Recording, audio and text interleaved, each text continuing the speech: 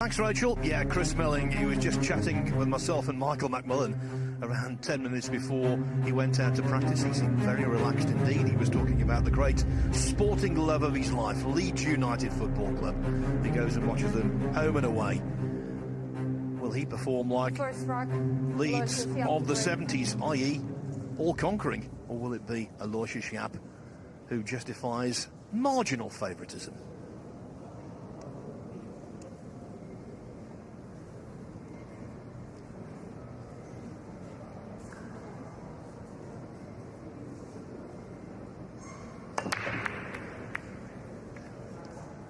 Yapp when the lag broke. Oh, and look at this. Dry immediately. Yeah, and you could tell the timing on the break wasn't very good feel. And that's why we have a bunch of clusters. You're not going to see that very often unless the guys really hit the rack poorly. So a big part of our game, not the best to start for Yapp.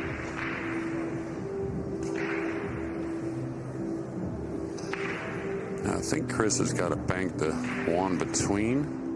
Is he going to roll this? Okay, he's going into the purple, maybe?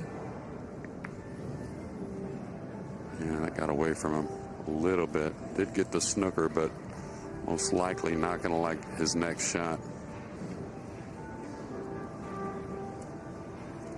Everything suggested that Chris Melling wasn't going to be around here for day 3 of this championship. He's playing with a brand new cue. He hasn't played competitive 9-ball since the US Open 4 months ago, and he's not been feeling all that well, and yet he's still standing. Well, he played a pretty solid US Open overall, and Chris loves the game of 9-ball, so as things get going, he gets going, and he's not going to let new equipment, which I talked to him about, he really likes. He's not going to let that, or maybe a little under the weather, kind of slow him down. Certainly played a lot of pool here, Jeremy. He lost his first match to Duong Quoc Hoang of Vietnam 9-8. Then won his second one, real nail-biter, 9-8 over Jonas Kvalsen Hansen of Norway. And to get here, he beat Ronald Wrigley yesterday 9-6, having been 8-3 up. Oh, and that's a cardinal sin, making no contact whatsoever. Yeah, and very rare for Chris. One of the things he excels at and is very known for are those rail first escapes. And very difficult rack, but as a young man, I think one of the guys that has one of the better cue balls in the game and definitely makes great decisions.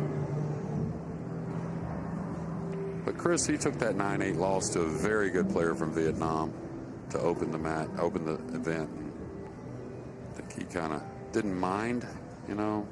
Of course, didn't want to lose, but played pretty well overall. Then carried that on into 2 wins on the 1-loss side.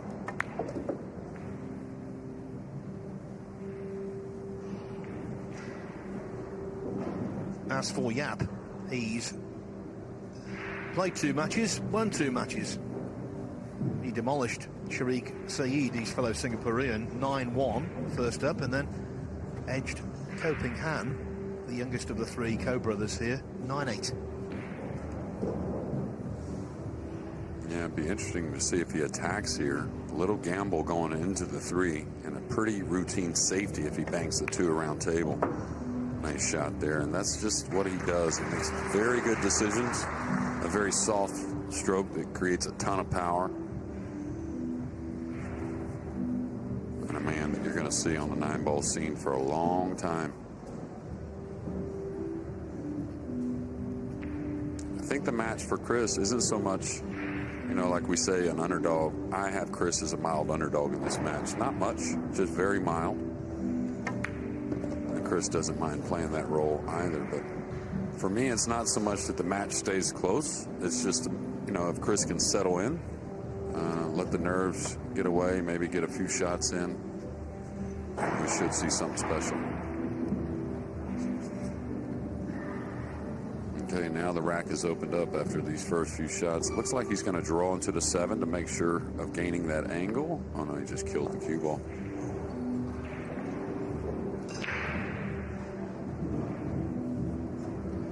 He's worked these well, hasn't he? Yeah, very well. And like I was saying, just a young man that, it usually takes a while for these young players to really learn the game through and through. Yapp, of course, who started at a young age. Very, very solid.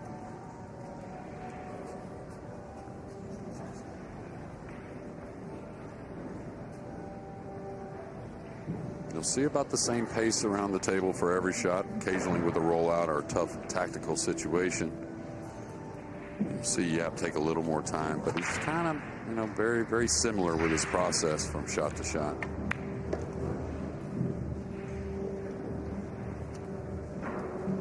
In the one department I put him a little favored as well, is leaving a mistake behind. That's one thing that sometimes I think gets Chris at times.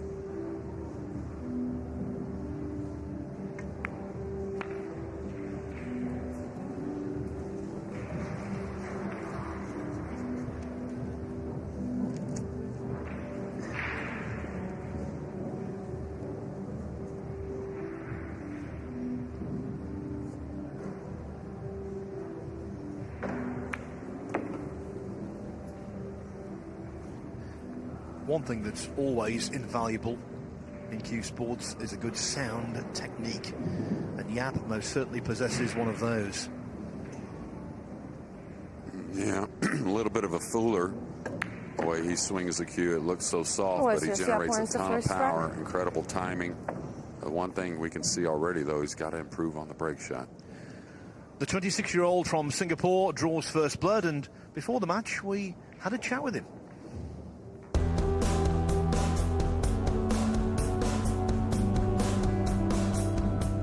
I've been enjoying watching at the side when I'm not playing. I just hope to enjoy today's match. He's definitely a good top player. I played him before in the World Championships when I was really young, so I lost that time, so I hope to be better this time. I'm happy to still be in it, but obviously I have set some goals for myself, but I'm just looking forward to enjoy playing and hope to do my best in the match. He's got a terrific disposition and a very expressive face, hasn't he? You can't help but like him.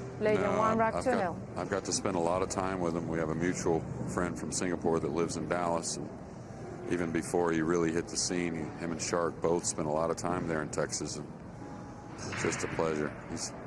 Go eat dinner with him. It's really fun. He doesn't turn down much, I'll tell you that. All right, a lot better hit there, but the one not down, and we still see a pretty heavy group on this left side rail. This might have happened, but certainly not on my watch. Consecutive dry breaks. Yeah. And I think, to be fair, that was borderline too soft, especially after we saw a warning from Marcel with Alex Pagulayan yesterday. And I think not only too soft, maybe borderline, a warning, but also not doing him any favors as far as success on the break. Watch out, 5-ball. Okay. Still very awkward. He's trying to find a gap to get on that 3. And this is exactly what I was talking about. If Chris can get that time at the table early, get a few down, have a nice clearance to get started, I think he can gain some really important early momentum.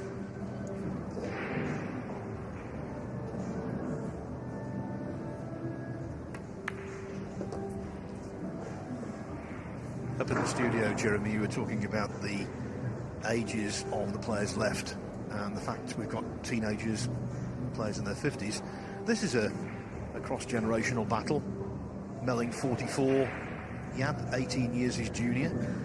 Now look at this 4-ball. Just annoying, isn't it?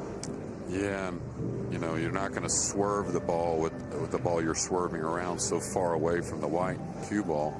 He may be able to shove this in with some speed. It won't be a shot hit softly, I don't think.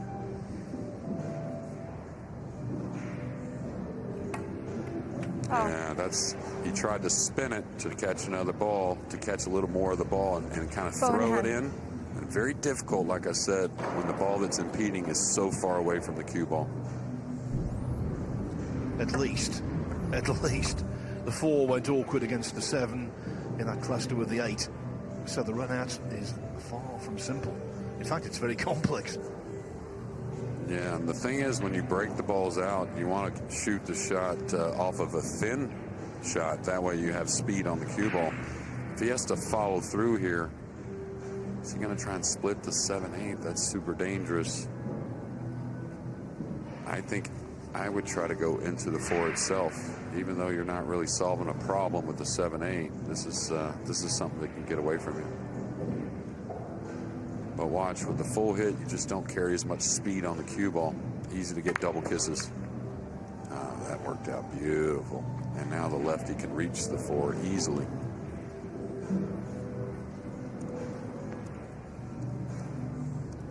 Yes, this would be a really awkward shot for Melling. But for Yapp on that side of the table, thank you very much indeed. Yeah, so early, everything we expected from Yapp, very sound decisions, along with some even better execution besides the break shot. That's the thing in any of this tournament, the start of it, the final 64, it does not matter. If you're not breaking the balls well, it's hard to run off.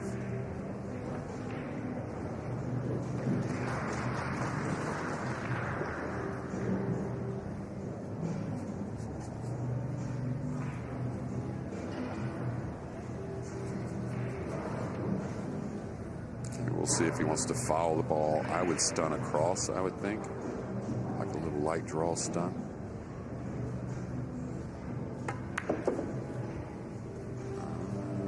Is the angle okay?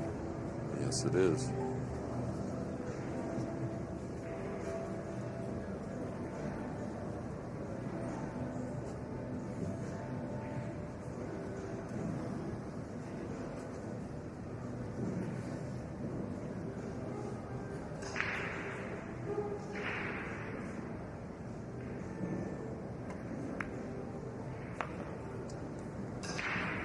He's a little unhappy with that. Definitely didn't want to be so flat and over the 8. Yeah, this has gotten awkward kind of from nowhere.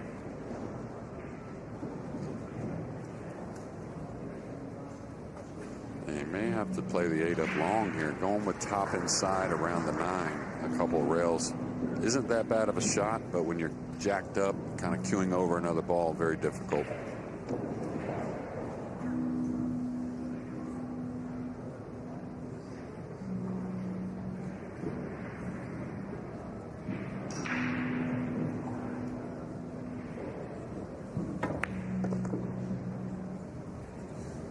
Just perfect, Phil.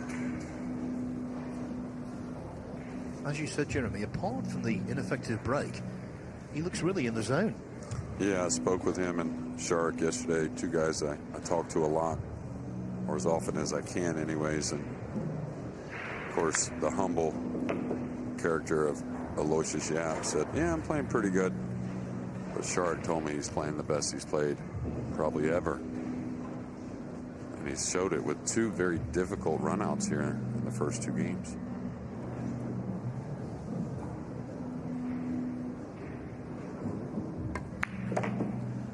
Food for thought for Chris Melling. He's 2-0 down. He was in a good mood, though, before this contest began.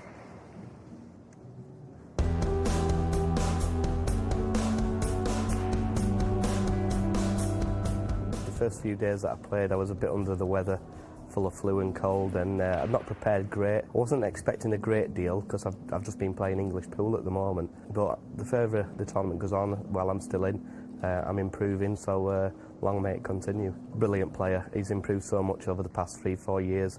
Always knew he was a very good player, but he's kicked on and he's very dangerous. I've got a lot of following at home, massive following in Keighley where I live. I'm sure they'll all be watching. I've been playing well. I finished 5th at the US Open. Didn't do a great deal wrong in the match that I lost, but up to that point I played brilliant. You know, beating the likes of Levan Cortez. I absolutely hammered him when I played him, and you don't do that unless you're playing well. The third rack. Oh, it's just Yapp. The Yorkshireman facing a 2-0 deficit. And if Yapp can sort out the break, ooh, this could be rather nasty for Melling, because it's clear the Singapore number one, apart from the break, is on the button.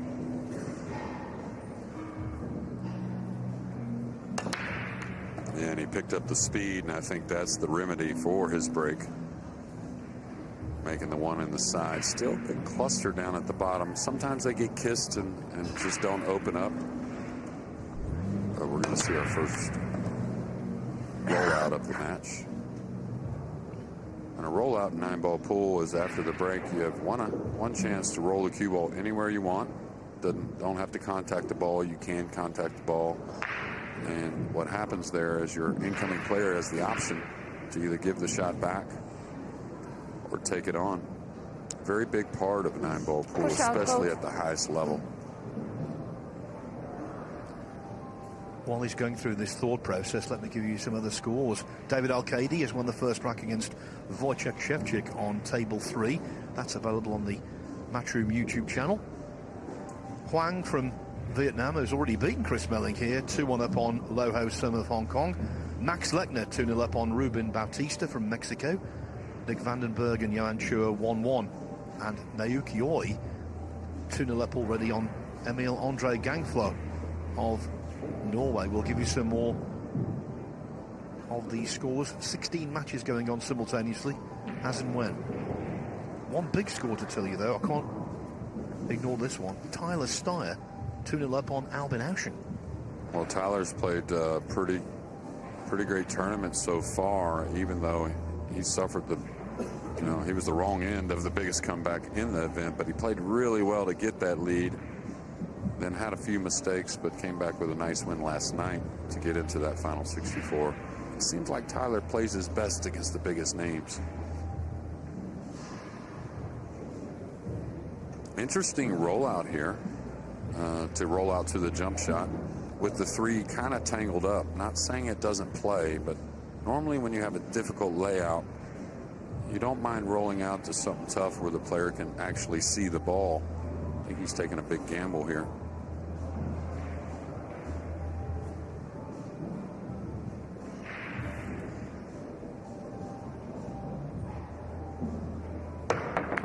Wow, what a hit. He's pretty tuned in. It didn't even touch the sides. That was just perfection. Yeah, and watch how well he held the cue ball from that angle. You know, a lot of times, unless you strike it just perfectly, that cue ball kind of wanders a little more. And whew, how good was that? I'm sure you'll agree, Jeremy, this is reminiscent of how he played on the way to the US Open final a couple of years back. Yeah, and, you know, he's slowly becoming one of those type of players that just doesn't play bad matches. You know, you got to go out and beat him, of course. You can see sometimes the break gets away from him maybe, but he's not going to give much away. To be such a consistent player between the ears and, of course, executing at such a young age.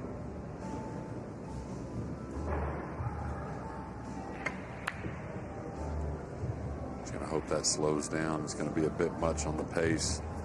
Well, it slowed down a little more than I thought.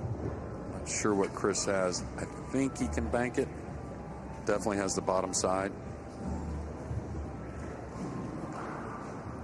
He hits the ball so sweetly. I think he definitely could have held that cue ball there by imparting less pace. Yeah, absolutely.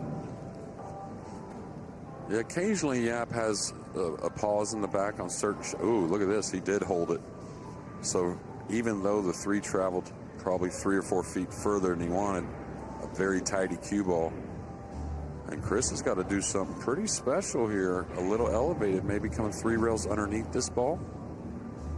And, you know, to the side rail, bottom rail, and then underneath the 3. All ball fouls we're playing. So if anything is touched with his cue stick, his hand, anything like that, it's a foul. Now the good thing is if he gets underneath it, the cue ball may roam underneath the 7-9 as the 3 goes up table. He hit the top. And with the 4 on that end of the table, this is going to surrender a pretty good shot, even though not easy.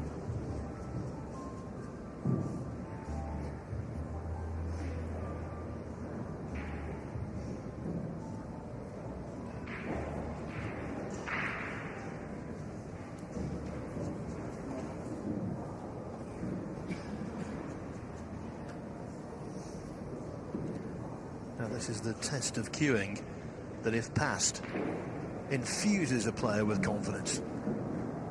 And this is where his technique has changed a little bit. I think on these long ones, you may see a little bit more of a pause in the backswing where you won't see that most of the time. Oh no, he went with the clean one. A rare miss on a shot like that. Pretty fortunate not to really give up an offensive play.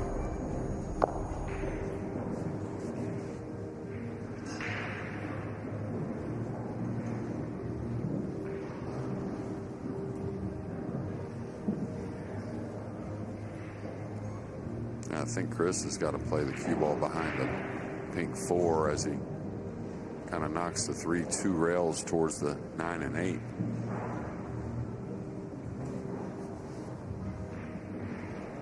Looks pretty natural. You can hit the 3 pretty thick, so the speed coming behind the 4 should be pretty manageable. Yeah, like that. He's trying to come up on the 4. Beauty.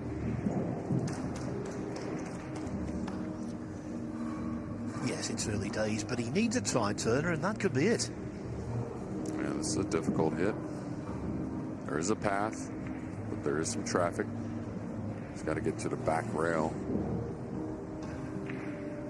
Well, maybe he is cut off if he's looking up top. I thought he could get to that side rail. Now he's looking to come underneath the 6. Much more difficult.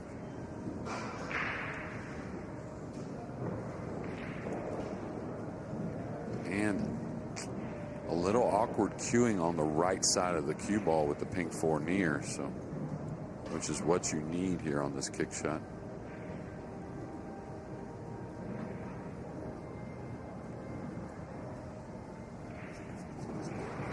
This is our main table, but of course you can always catch the scores with matchroom.com, and then the YouTube channel for Matchroom has table 2 and 3. Looks like Tyler Steyer has taken a 3-0 lead, I believe.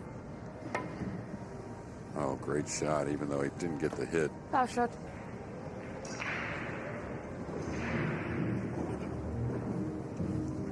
Ball in hand.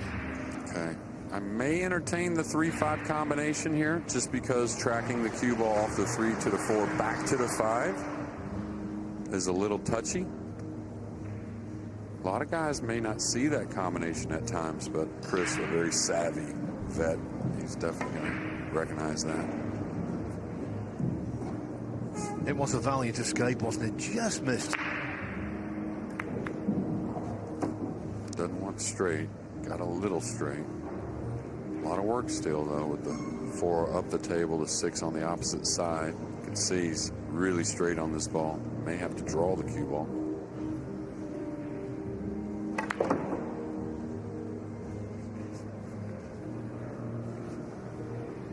I like him simplifying the shot, taking distance. I like that too, taking a little more time.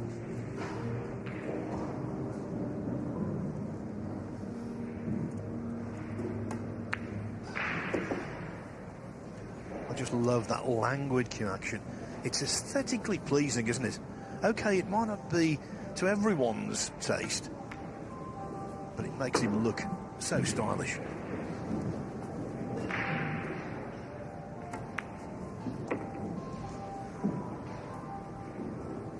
Good that it's only 2-0 really when he gets a chance to clear some balls and get back into this match.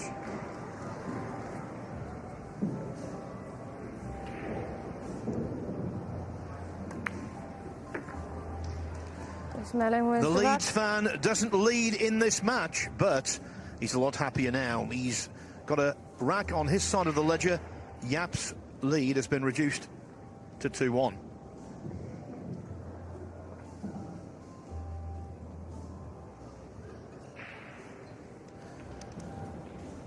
So that is Max Lechner about to take advantage of a missed 9 ball from Ruben Bautista on table 6. Lechner is a real talent who could go a long way in this tournament. One of the best players, still knocking on the Mosconi Cup door for Europe. Actually, it's 4-0 now, so he's in total command already there. And from Chinese Taipei on table 14, Kunlin Wu is also going nicely against Alexander Kazakis. Mind you, Kazakis came back from 7-1 down yesterday to beat Tyler Steyer, so this early problem will not be too much of an issue for him, maybe. Alabadi down early against James Aranas on table 9. 2-1 the score there. Yeah, and I think the guy, maybe one of the most dangerous players as the tournament goes on, James Aranas. He builds a lot of momentum, a lot of confidence. Chris Melling to break, trailing 2 racks to 1.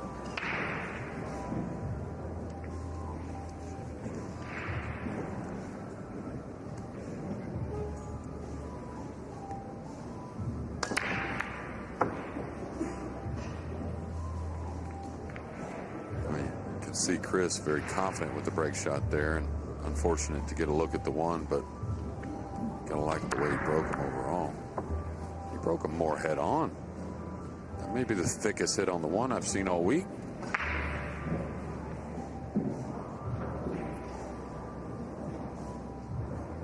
Yeah, with the cluster of the 4-6-7 on the side rail, very difficult to roll out here, especially the 3 a little helper when it comes to a safety play. I don't know, I might chip the 4 here on the roll. I don't know, this is difficult. I'd like to chip the 4 and just kind of glide towards the 3 with the cue ball, tying up the 4-6-7, plus making it not so easy to play safe. Now he's made a little bit bigger cluster there, and good chance we see Chris Melling come to the table with the jump cue in his hand in this next inning.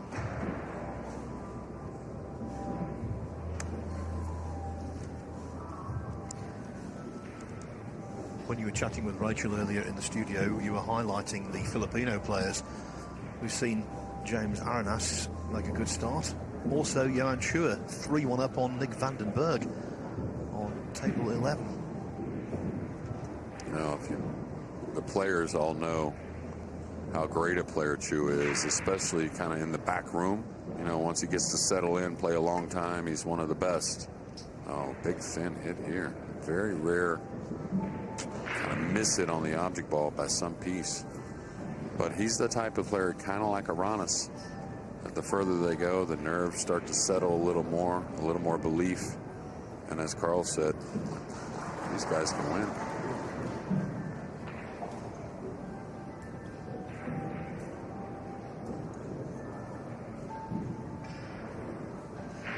There's a really big crowd in today, but the majority of the crowd are circling round tables involving Polish players. Great support here for their own, and so many spectators in the crowd with Polish shirts on and woolen scarves. Yeah, you could really see an excitement from day one in the room that the event has come here to Poland. And really deservedly so.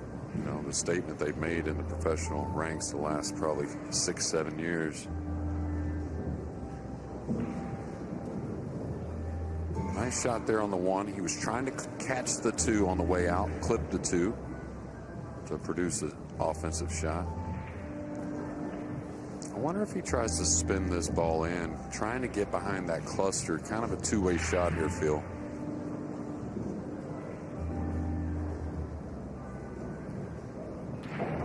Well, it was laying a very effective hook in the previous rack that led to his success in that one.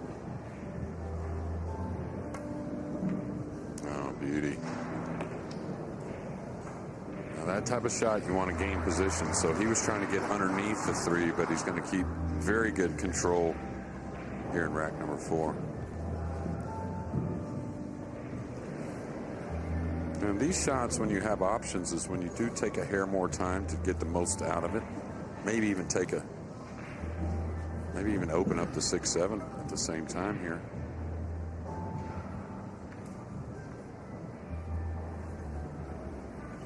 All right, the big Yapp's gonna be happy he's lefty, so he can kick to this bottom rail. Try and get at this 3.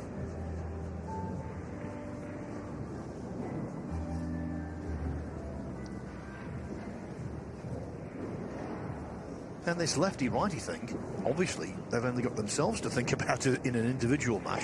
In the Mosconi Cup, in the doubles. Yeah, in the World Cup as well. World Cup as well, where Aloysius Yapp and Lian Han got to the final last year.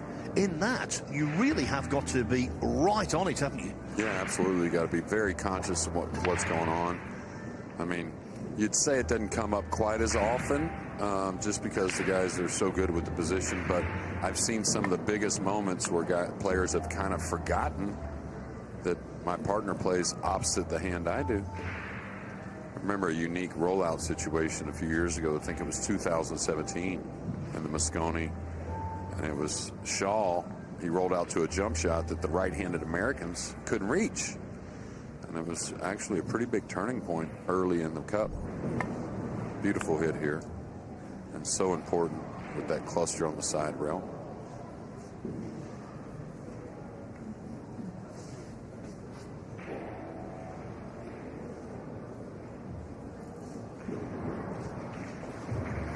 Talking about Jason Shaw, he had a scare on day one, only beating Francesco Candela of Italy 9-8.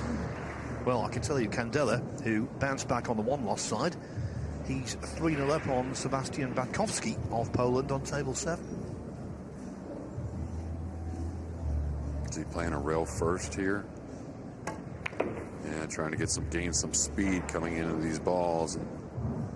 Wow, and he's going to end up on the end rail as well. So this is going to become very difficult offensively and almost just as difficult defensively. Pretty unlucky to go between those three balls, the 4, 6, 7. You could see his reaction. He couldn't quite believe it. And he's got to play a real soft touch here, I think.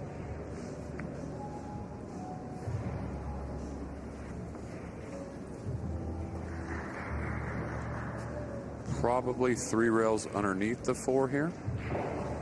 Right side rail, top rail, left side rail to the back side of the pink 4.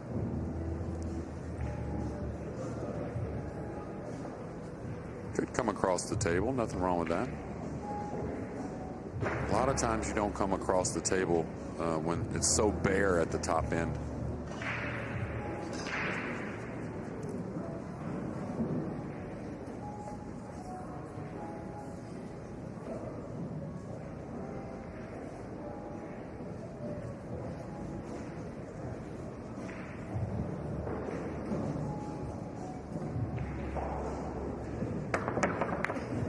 Solid hit. It's not going to get the separation, but the 6 is tough. So making Chris earn it.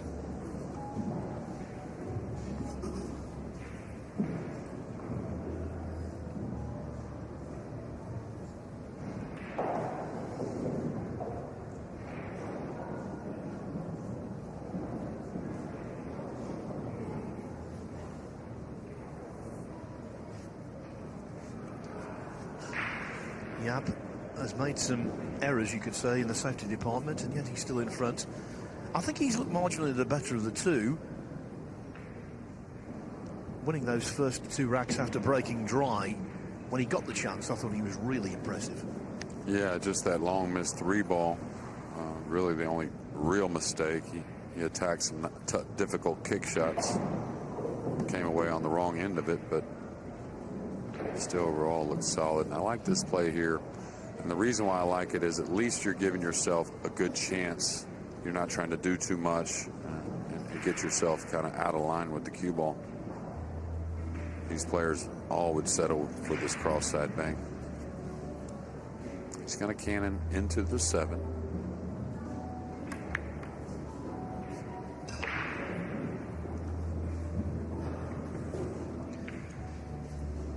Thing of beauty.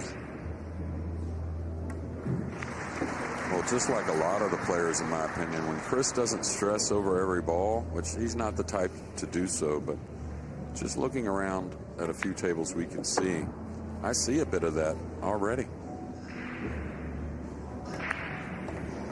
Many early rearguard action from Chris Melling. He was 2-0 down. And I feel obliged to tell you this one. Tyler Steyer, 4-0 up on Albin Houchen. Jeremy's loving it. Yeah, so you can see that a little bit. Albin, who had ball in hand in the last rack with what looked like about 5 balls. Oh, see, he's breaking head on. Wow, that's amazing to me. With a ton of spin as well. Looking at his tip a little bit. Maybe he didn't hit the ball how he wanted. So both guys struggling a bit on the break. Which with our new rules can make for some long games tactically. Johan Shua now up 5-1 on Nick Vandenberg.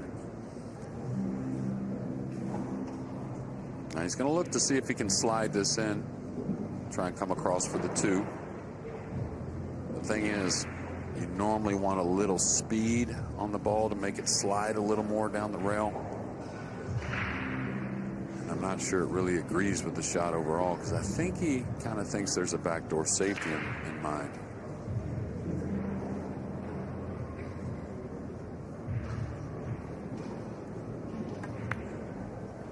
Yeah, he caught the 8. And that's that, that swing I was talking about. He uses every now and again. If you saw a little quicker backswing, he uses a little more pause in the back.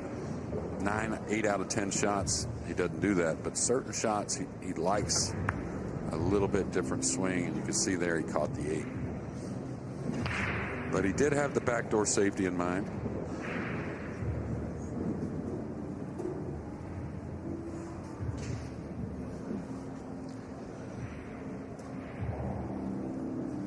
So lots of dry breaks in this match. Not dry outside.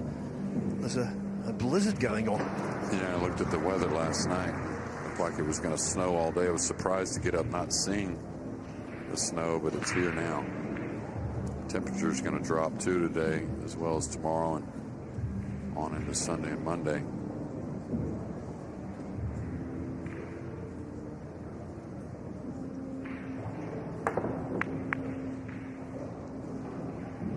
He's going to get a bit of a roll here, deservedly so.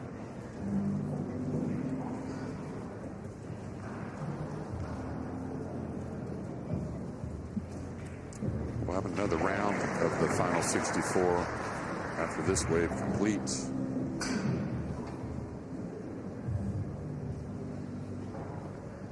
Yeah, then the last 32 this evening. So by the end of the day, just 16 will remain.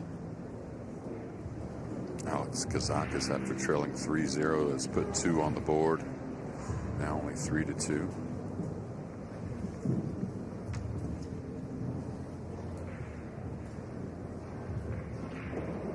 Playing the jump shot with a safety in mind. Looks like he's going to try and hit the 1 pretty head on. Trying to use the 3-7-4 maybe as a safety.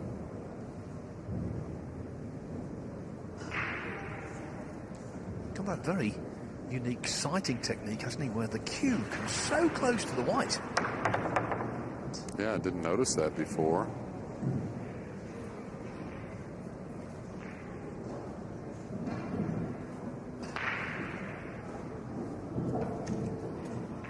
Yeah, he's done that on a couple of jump shots so far.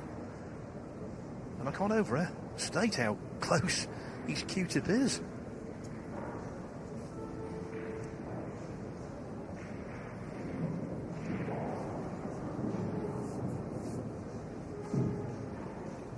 This is awkward over the 3, and the reason being is you don't get through the ball quite as much when you're hitting down on it. The cue ball becomes more of a force stopping the cue stick, so he could get a double kiss here on the 1, where if he was cueing regular, he could avoid the kiss easily. He got by it nicely. He put a little more into the ball, and very smart shot.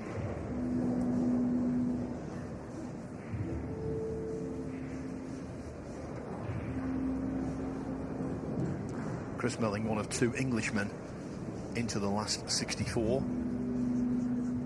The other is Imran Majid, who currently finds himself 3-2 down on table 10 against Mika Immonen, former champion. Yeah, they talked about Mika in the opening. That I think Mika, if he can figure out the break, that's the only thing I've really seen him struggle with overall anyways. If he can figure out the break, I think he can make a little run. The Polish fans loving what's happening on table 13. Matthias Snigomski, 5-0 up on Fabio Petroni. Wow. And Fabio having a little flashback. Played really well to get to this final 64. Long-time player from Italy and a treat to watch.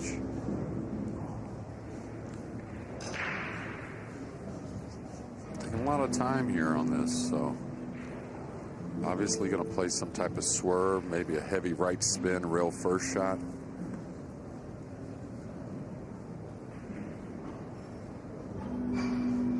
Oh, he can see the ball, so he's cueing left English. So that means he has a look at this one.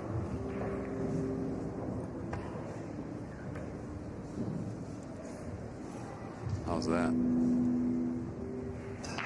All things considered, pretty good. You're going to see Melling go to this long rail and play kind of a kick and stick, what we call, where you go and you kind of replace the one with the cue ball, banging the one away. Oh, that's actually pretty tight, that side rail. So now he's looking at the top rail, which is a better play.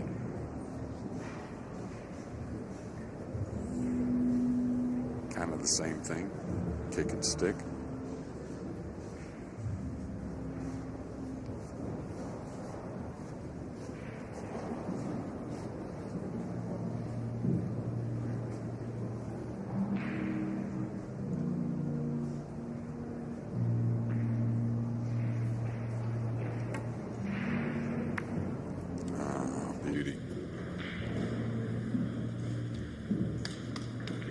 You called it. He played it. Yeah, well, Chris is, again, known for all kinds of great things in the game, but the rail first shot maybe the most, right? It's incredible. 1, 2, 3 rails, and a very important hit here with a 1-9 maybe looming, maybe a run out for Chris.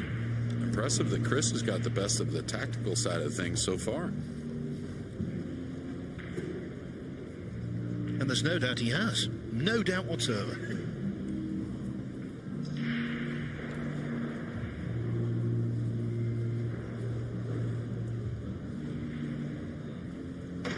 Looks like Aloysius with a 9 ball to get on the board.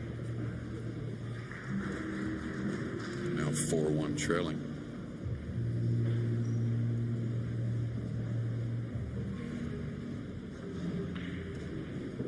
That's a solid hit on the one, you would figure. Clipped it. That's okay. He's going to get separation. But just a piece of the one. Enough to pocket it if Chris decides to go offensive. Actually, not a bad guide, is it really? No, not at all. The only thing he's worried about is he catching the 9 with the cue ball if he decides to go offensive. And really, the safety is the same problem. Is he going to catch the 9? Could scratch off the 9 in the lower right corner. A lot of times in these situations here, when the player's really on the fence, they're going to go in an aggressive manner, trying to pocket the ball.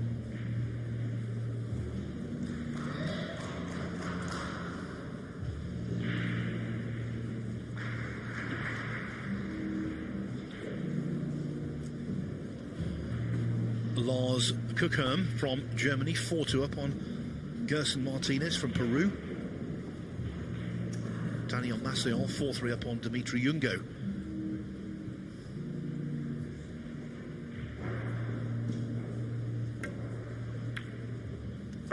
Beauty there.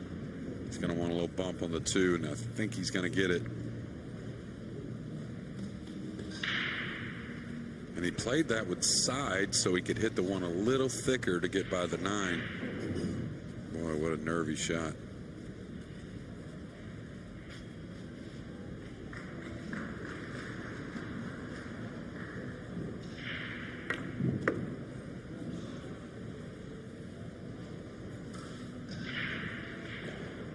must say, Jeremy, I really like the way he's playing. I think there's definite cause for optimism. Well, just that time at the table, having a few of those tactical battles, I think has settled Chris a bit.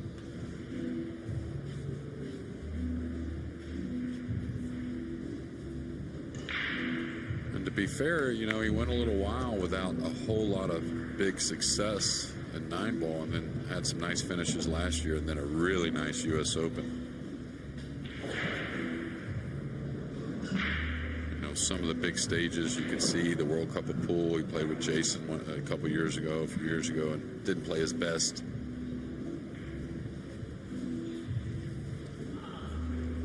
But he's been there, done that. He's won on the Euro Tour, the Portugal Open, won the China Open, a massive event in 2011. He's been on 2 winning Mosconi Cup teams, and he was the MVP in 2012. And as recently as 2018, he went to the Derby City Classic and won the 9-ball from a huge field.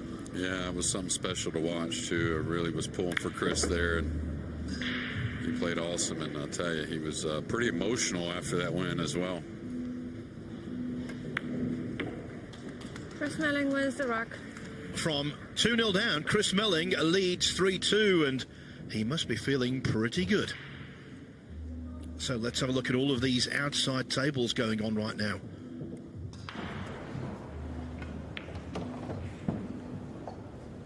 Daniel Massiol up against Dimitri Ungo, who eliminated Ralph Souquet last night.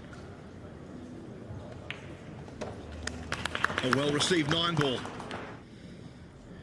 Now, we talked about the fact that Chris Melling is one of 2 Englishmen left in the tournament. The other is Imran Majid, and after being 3-2 down against Mika Immonen, this is the 9-ball that took him 4-3 in front.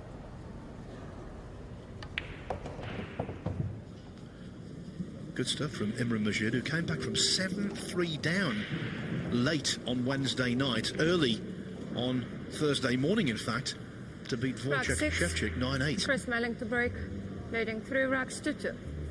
One score I haven't given you yet. Victor Zielinski, that exciting Polish talent, 6-2 up on Mickey Kraus.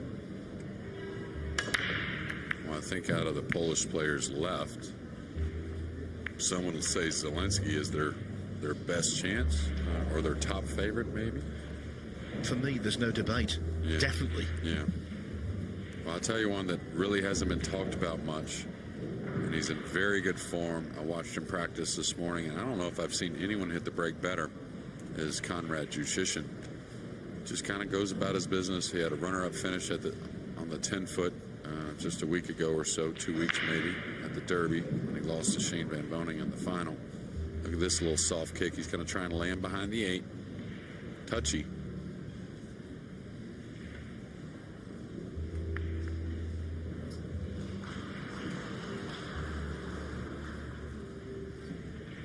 Yeah, we may see the jump cue here just because the 9 has got the kick shot cut off pretty well.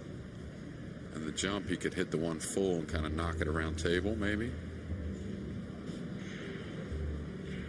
I think he's supposed to go to the air here, unless can he see a piece of the 1? I don't think so. No, I think he's fully obstructed.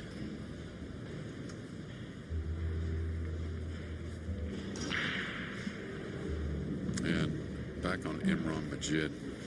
Imran's as dangerous as they come, as what we've seen on the outer tables, right? Some impressive play. He's got to make that transition and carry his game. If he makes it to the main scene, is he going to fluke the 1? So Yapp with his first offensive chance in a few games. Look at Lechner pulling away 7-3 over Batista.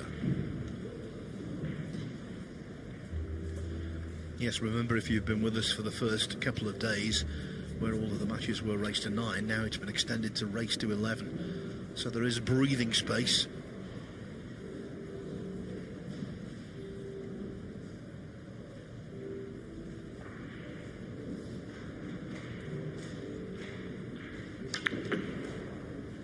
Really cheated the pocket to be able to use the side rail there. And now in perfect position.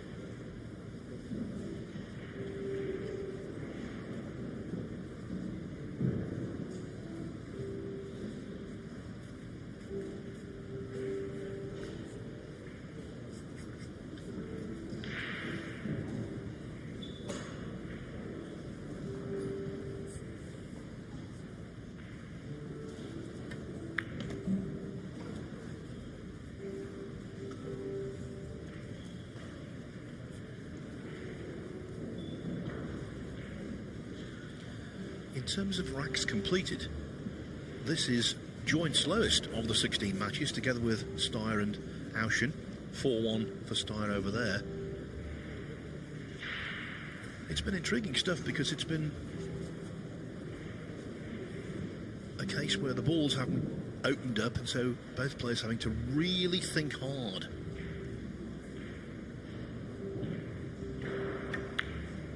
Can't think of one rack that's been plain sailing. Yeah, for sure. And sometimes, you know, that just kind of settles you in more, to be honest with you. You know, you kind of think about the shot at hand a little more, not missing balls as much, just kind of kicks and safeties, kind of gets the brain working, which is a good thing. Yeah, he's got to be careful here. He's going to come behind the 6, I think. He's just got to make sure he doesn't let up. If he lets up, this cue ball could wander. He played just one rail, keeping it real simple. Kind of feel like Yapp is pressing a little bit every shot. Like a little worry. Not so much missing, just what it is the guys want it so bad.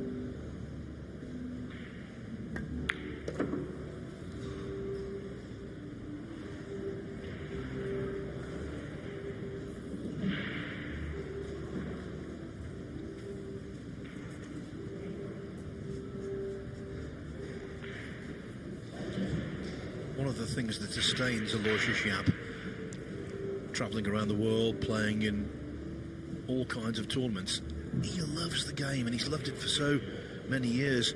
As a child, he was entranced by watching pool on TV. Asked his mom, "Can I have a table? Can I have a table?" She bought him a toy table, then a 6-footer. Then he started going to a club and playing on a full-size 9-ball table, and it went from there. Yeah, he told me that story a few years ago, and I think it was like 9 years old or something like that, maybe.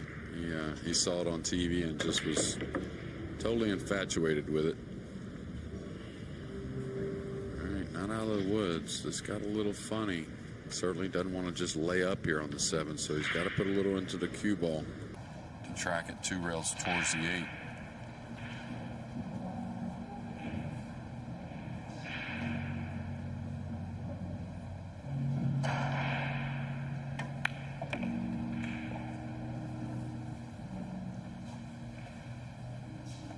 In 2014, he won the Asian Junior title, then became World Junior Champion at under-19 age group in Shanghai, China. First Singaporean to win a world title in the sport. That's more of that sweeter swing he uses most of the time. I think Aloysius has got to get another game back, so that match tightening up. Aloysius Yapp wins the rack. There we go, nothing to choose between them again. It was 2-2, now it's 3-3. I get the impression we're going to have a really tough, uncompromising match here. Both players intent on gaining authority over the other, and as yet, they've both failed. Yeah, and that's both guys have played well. It's just neither really gotten anything going with the winter break format as of yet. Looks like Chris needs to maybe think about the break. The court jester, Naoki Oi, not smiling at the moment. 4-2 down against Emil Andre Gangflo. As for Aloysius Yapp, well, his 9-ball ranking at the moment is 35. I'm absolutely convinced he'll improve on that. He has been in the last 16 of the World Pool Championship 12 months ago. And you know he's got the potential to go much deeper.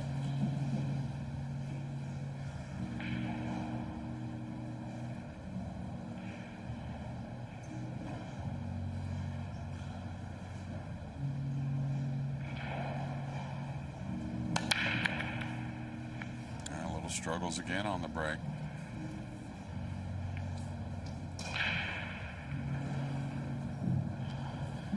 this preponderance of dry breaks has come out of nowhere. Yeah, absolutely. It's kind of really, at this point in the event, even as great as these guys are, if the dry break was happening in the qualification rounds, you would think they wouldn't have made it through, really, as many great players as there are.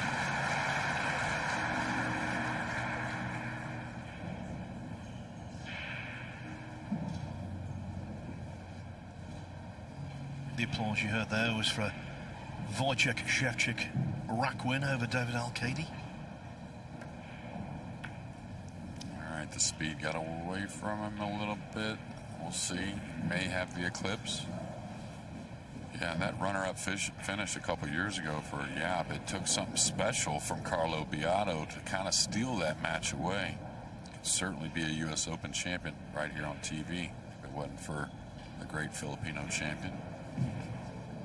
Yeah, well, there was a case to say there, wasn't it, that although Beato won the championship, the story was Yapp. I mean, the players he beat to get to the final of the US Open in Atlantic City in 2021, Dennis Okolie in the semi-finals, Shane Van Boening, Joshua Filler. Yeah, and he dismantled most of them. A lot of the matches, from what I remember, weren't very close overall. Well, it was 11-4 Filler, 11-5 Van Boening, 11-6 Okolie. Great stuff. Okay, the jump cue again, so I don't know how involved he'll get with this. He certainly wants to hit a hair on the right side, maybe bring the cue ball behind the 5. Difficult to control, though. Oh, how good is that? Wow. Very good.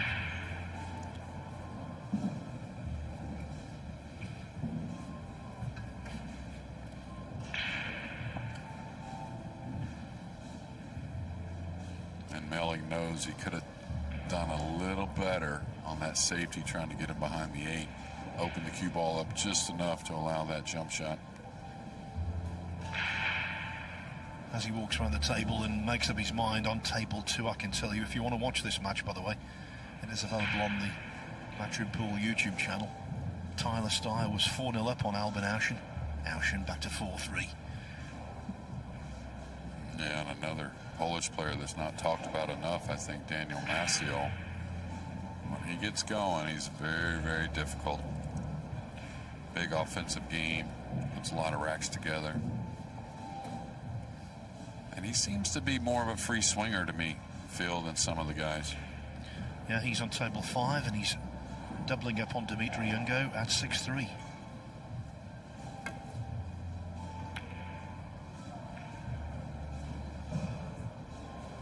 Melling can have no complaints about that one. No, well, Melling, we talked about, carries, 3 different cue sports. He's become a professional in English 8-ball, of course, snooker, and then also pocket billiards.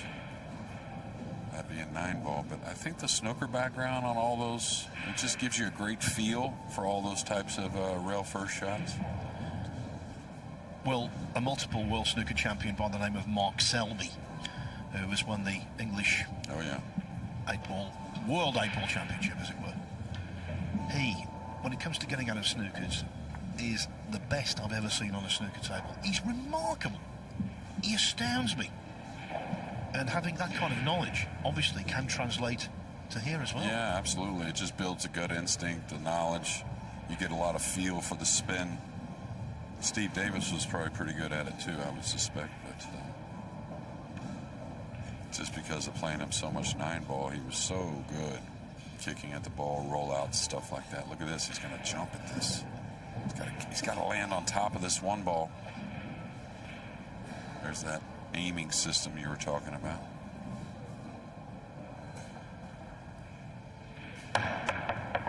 He jumped over it. Foul shot. I don't think he bounced between the 7-1. I think he just carried over both balls. Ball in hand.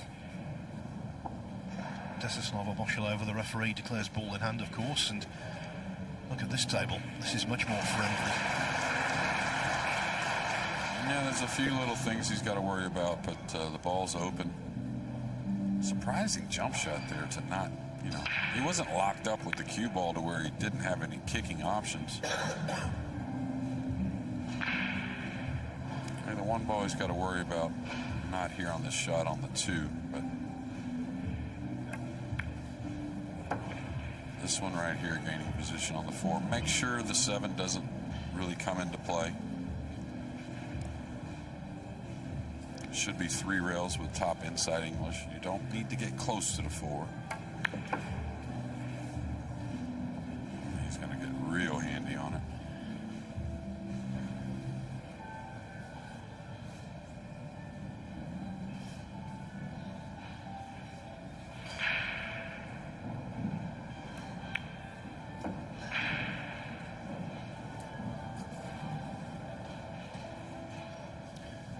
You might recall at the start of the match we told you that Melling was rocked on his heels, losing his first match to Huang from Vietnam. Well, I can tell you, said player is now 6-3 up on Lo Ho Sum from Hong Kong.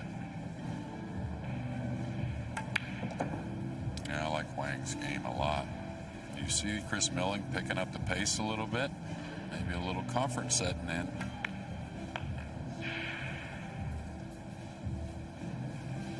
Falling behind this, may come underneath the 9-3 rails here. Kind of, you know, the nicer way to hit the ball, more comfortable for the guys, and there you have it.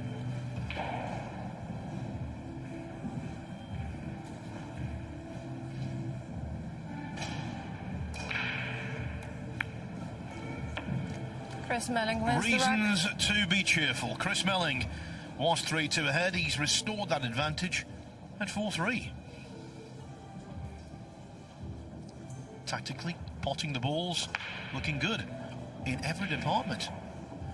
And what an incentive financially. $325,000 US, the total prize fund. It is $60,000 for the winner. And of course, all of those yummy 9-ball ranking points. Well, the other thing you don't really talk about, but the players know, it's exponential. You win a world title. I know sponsors call you about things and want to, just opens doors. You're probably going to continue to play better pool knowing you've won it. We've had an English world 9-ball champion in the past, of course, Darryl Peach. What a great story that was. Went out to the Philippines and he performed heroically. Rack 8. And I use that word Chris Melling advisedly. to break. Yeah, I watched Leaving that. 4 racks for free. I was in that tournament actually, and he beat Roberto Gomez, if I remember correctly, in the final.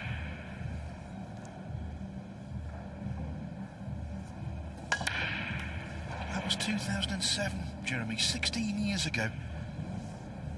And another dry break. Wow.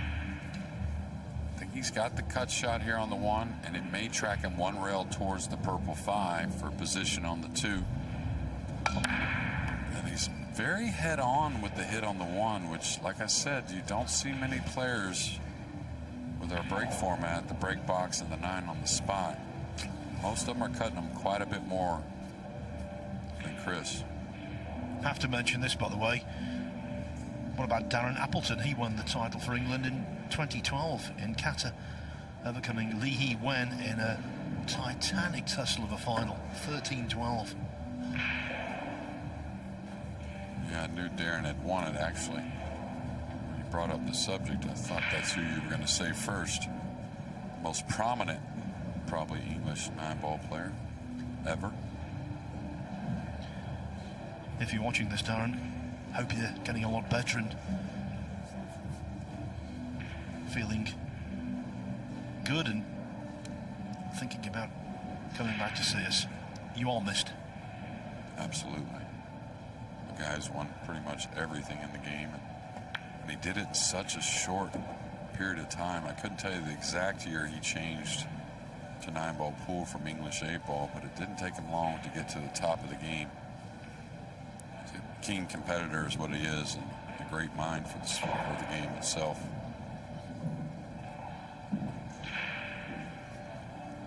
It's a little awkward with the 8 there. may draw past the 8. The 4 does play in the left side and the upper left corner.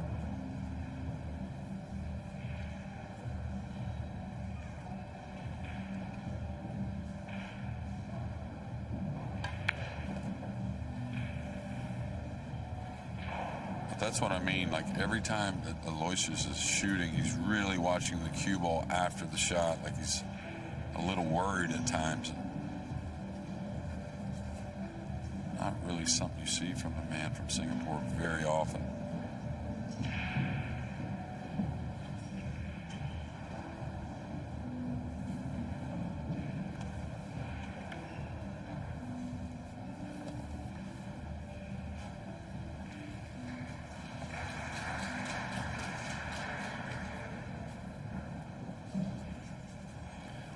Looking down the list of matches, and you couldn't call any one of them a 16 in progress at the moment a bona fide runaway.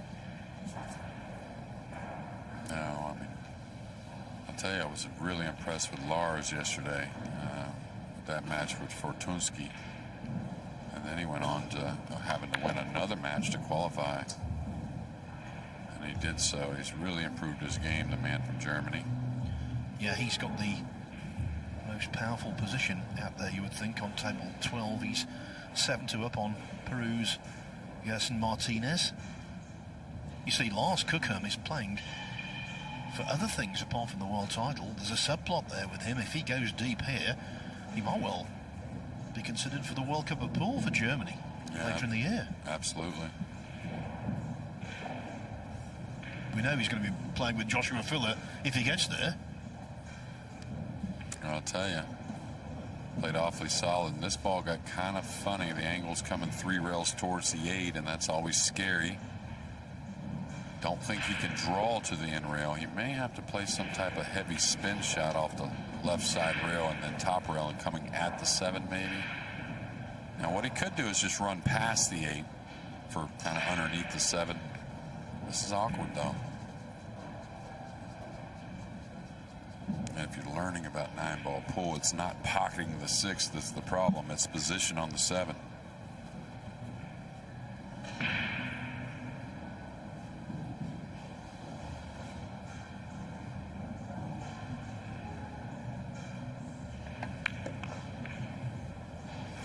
And I don't know, this may get kind of 50-ish here, and it certainly did. And I don't think he really made a real decision where he wanted to go. It was kind of like, all right, let me make sure I get past the 8. That's just kind of what I felt anyways. So Jeremy there said kind of 50-ish. That's a shortened version of the 50-yard line, That's which right. comes from American football. There you go. Halfway, basically. Halfway house. That's right. And a big game coming up next week. The last one of the season for America. Oh, a miss.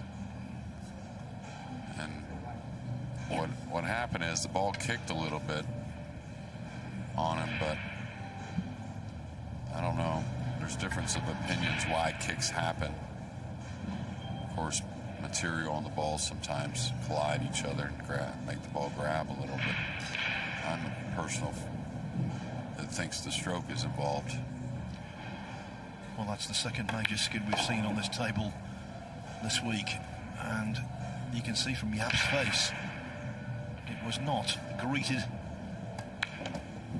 with anything other than total disgust. Melling quite happy. Chris Melling wins the 5-3 up. He's got a 2-rack gap, as Yapp had at the start when he went 2-0 ahead.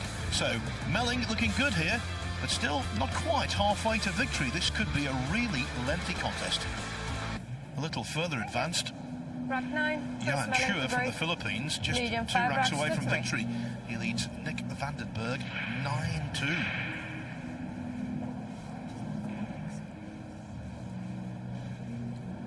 But so many tense and tight contests out there, including this one.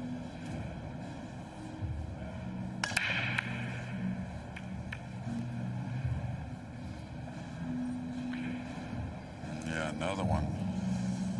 We may have had more dry breaks in this match, just what would be approaching the halfway point, than we have in any entire match, the entire event. It's the Atacama break. The Atacama Desert in Chile is the driest place on earth. I always learn something with Phil Yates in the booth.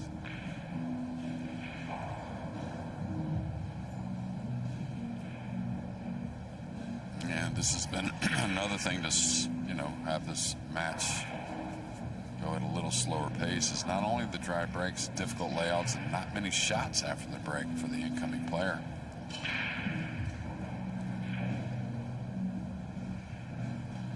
Okay, this is another one, depending on how you hit it, you could get a kiss crossing the one over. You don't figure two here, though.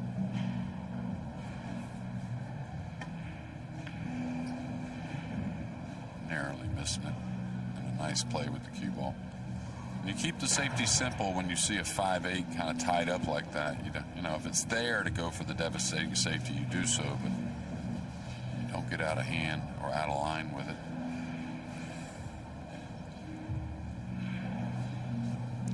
These players are allowed a timeout. I wonder if Yapp gets to the table and gets a rack down.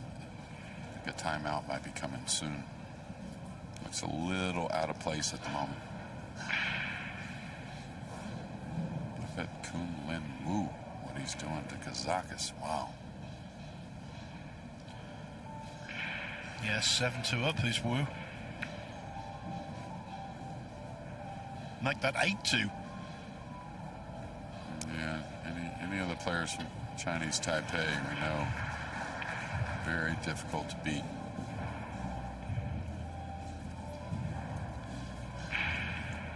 Chinese Taipei have 4 players in the last 64, together with Germany. Poland have 7, USA 5. They're the leading nations.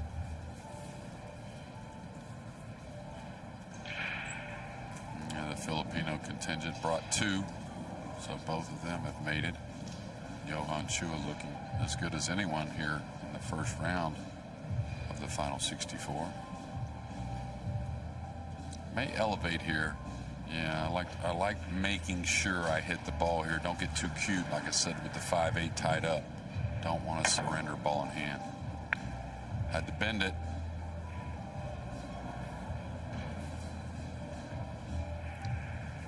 It's interesting, you know, given the lack of success for both players on the break. The winner of this will take on either Yanni Uski or the defending champion Shane Van Boening in the next round. And you can expect a superior break-off from SVB. Yeah, and Yanni Uski, you got. I don't recall exactly where it was. I think it was last year's U.S. Open that Yanni Uski and Shane Van Boening played. And Yanni, oh, maybe, yeah, it was folded, I think. Yeah, the European Open. And it was a very, very tight match. Yanni is a guy that just kind of plays his own game and plays in a very confident manner. I think he personally played better than Mika Immonen a couple years ago when they played in the World Cup of Pool.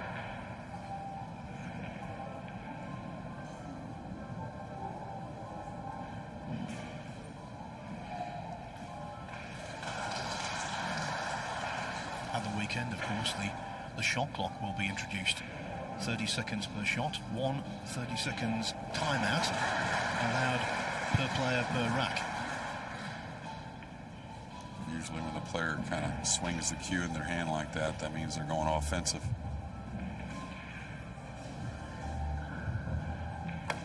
Wow, what a strike that was.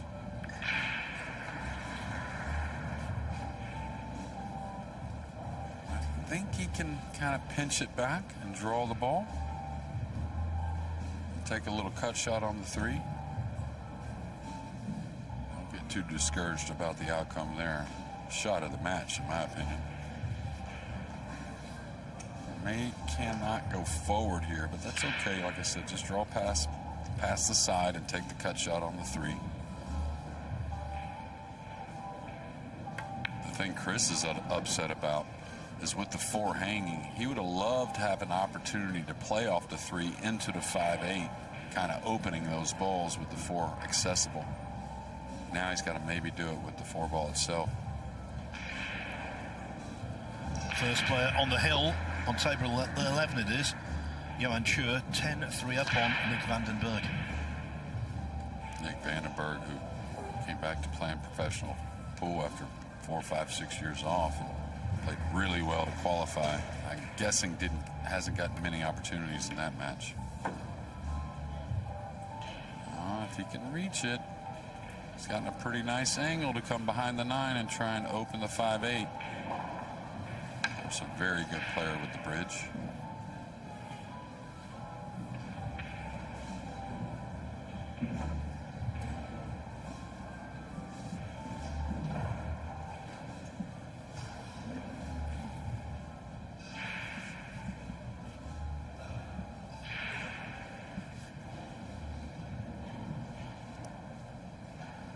First glance at the scores that Phil keeps us so updated with.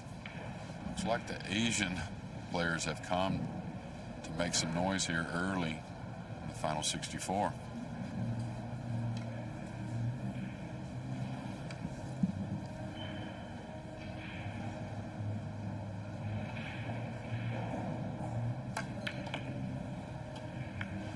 But in this match, Chris Melling is showing his range of skills.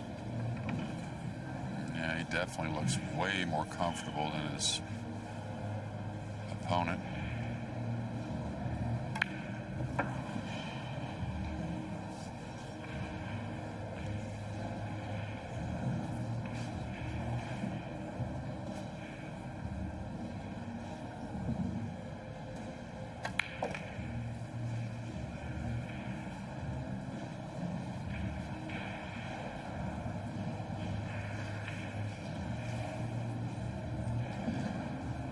Split screen to table 3 where Wojciech Szewczyk could well be going ahead against David Al-Kadi. You won't need to see the 9-ball go in, just hear the sound, because the Polish fans have encircled that table. They will be loving this, and so will Melling. Simultaneous 9 balls. Chris Melling wins the rack. Both deposited without alarm. So there's a gap developing here on table 1. Chris Melling now 6-3 ahead, the healthiest position he's enjoyed in the match so far. He's the magician, and some of the shots he's pulled off today have been magic, haven't they? Let's make no bones about that. He's been on a Mosconi Cup winning team twice. He's 9-ball ranking 47. He doesn't play an awful lot of 9-ball, so that doesn't truly reflect his status within the game. And at the age of 44, I think he's capable of being just as good as he's ever been. Yeah, absolutely. Just plays a ton of pool. Well, Q Sports, let's say. So it's not like he's just sitting on the shelf. He's got a great mind for the game, and when the confidence builds, he's a dangerous, dangerous player. Now there is Shane Van Boning on a spying mission for 2 reasons. As we've said before, he plays the winner if he gets through his next match against Ioanniuski. Chris Melling to break. And he's also trying to work out the break. I don't think he'll be getting many clues from these two. Yeah, you can see a bit of a wry smile there from Chris, trying to figure out, what do I do to pocket a ball?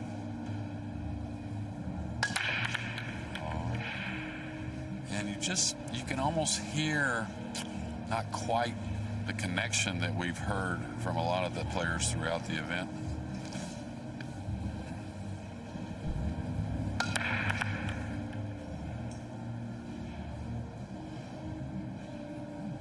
Most frustrating part of the game really is when you're playing well, the break eludes you and kind of can make you scratch your head, really pull your hair out, really.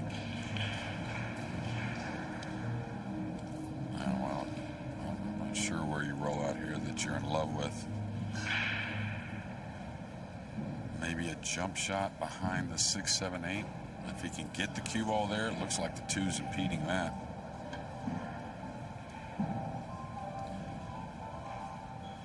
I'm happy to report Naoki Oi has started to fire.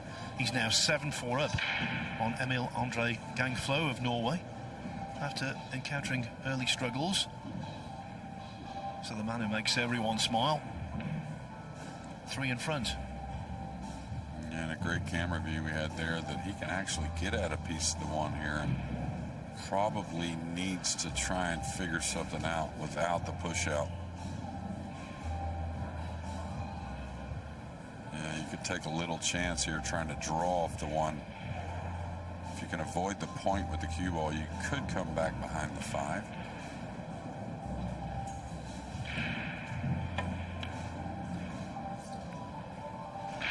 And he knew he couldn't really keep control of what was going on, but I think it was still a better option than the push out.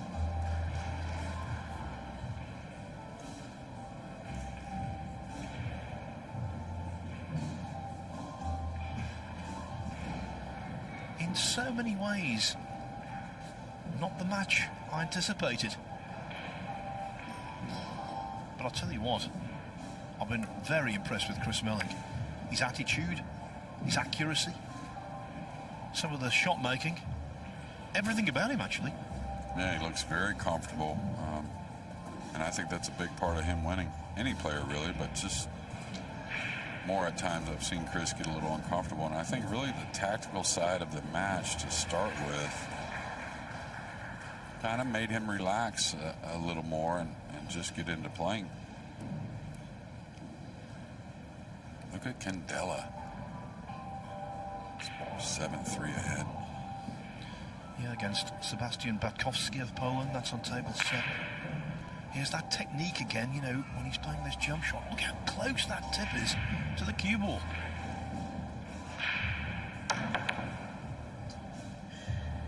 He's going to get a roll here, it looks like.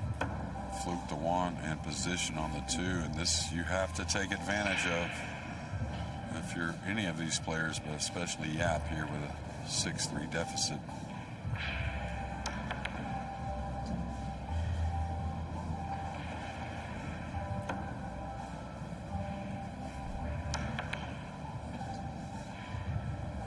He's near the rail with the cue ball with a hair of an awkward angle, a very small angle on the 2. I don't think he can easily draw back, and going forward is not easy.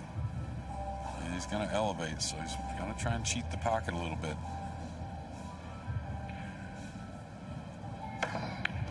Yeah, nice shot.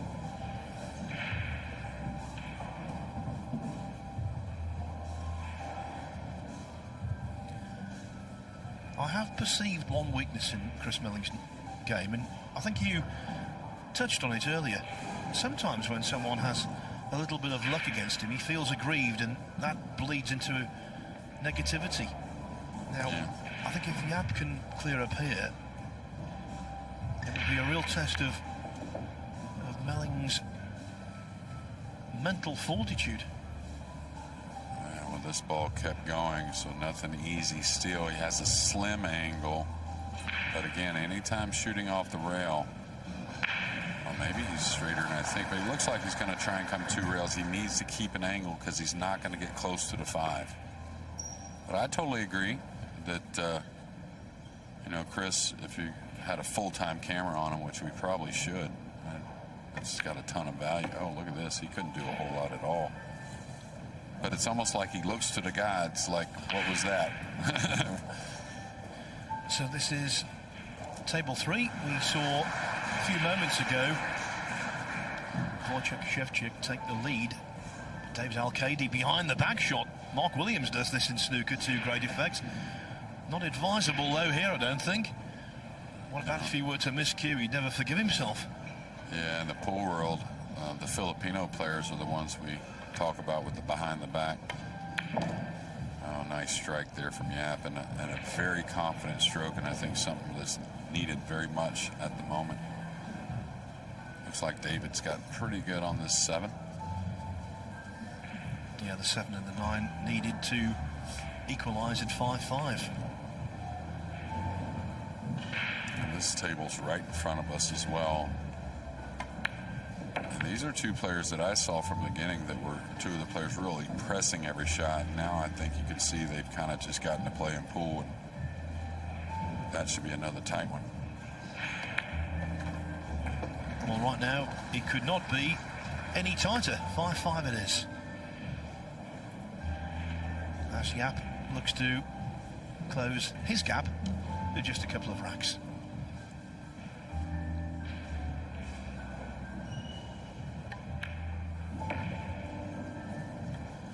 And it was all about fluking the one out of a snooker. I think it's really time for a Aloysius timeout Yapp wins the rack. for Yapp. Not sure he'll take it now, but If he did take the timeout, it would enable Chris Melling to dwell. exactly. Little gamesmanship. He's sitting there looking stoic, but inside he's bubbling up. Why me? And of course, if Yapp were to have more good luck in the next subsequent racks, then Melling starts to think the world's against me.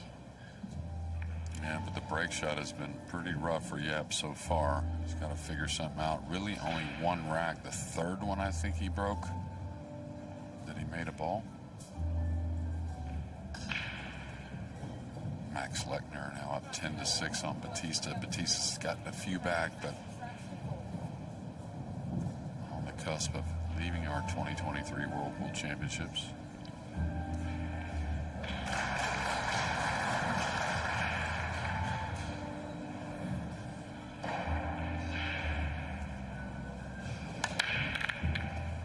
Eureka!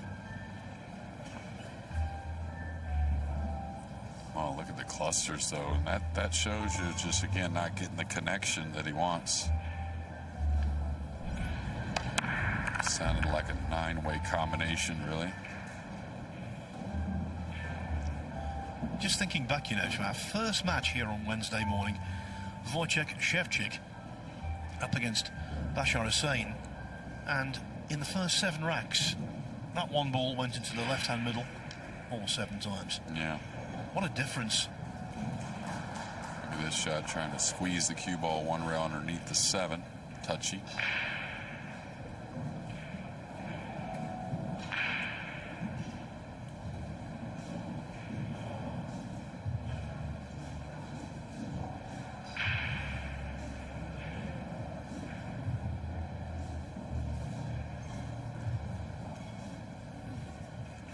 The first player into the last 32 of the World 9-Ball Pool Championship is Max Lechner, defeating Ruben Bautista from Mexico 11-6. So the Austrian can now put his feet up for a few hours before resuming the battle this evening.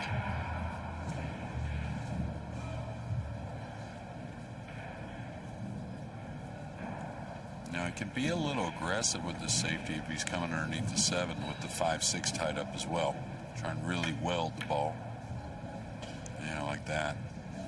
How nice was that? Not only a nice safety, but opening up the 3 as well. I'll deal with it. It's not your business for now.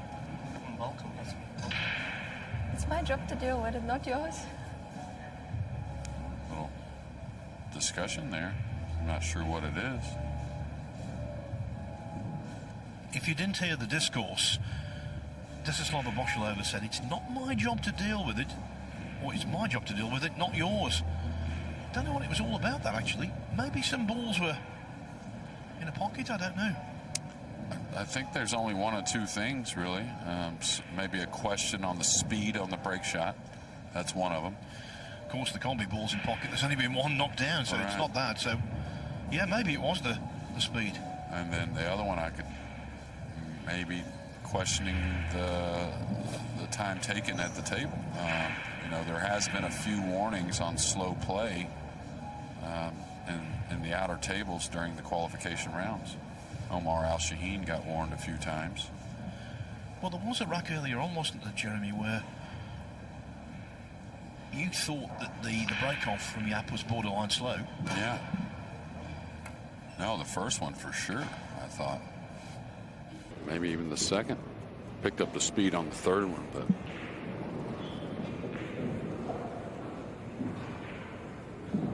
I guess maybe, I don't know. I think it's one of those two situations, and we may hear more of it as the match goes.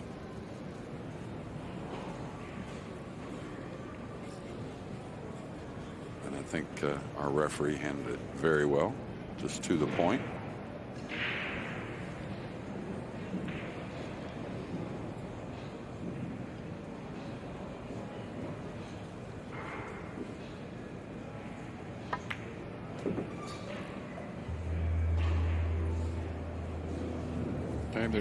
You have to wonder, Jeremy, the annoyance there from Melling about what he perceives to be something that he doesn't agree with. Does that come from what happened in the previous round? Exactly, yeah. Good point.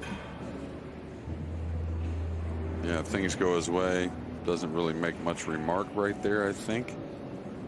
Odd situation here with the 5-6. There's a kiss shot that's very playable coming off the 5 to make the 6.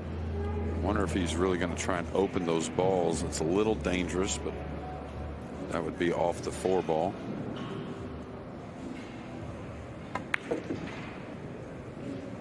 So we'll see the decision. He can certainly play safe at a crucial time. Just kind of laying up on the 5, cut it towards the 6 and come across behind the 8-9. The guys do want to stay offensive though and aggressive.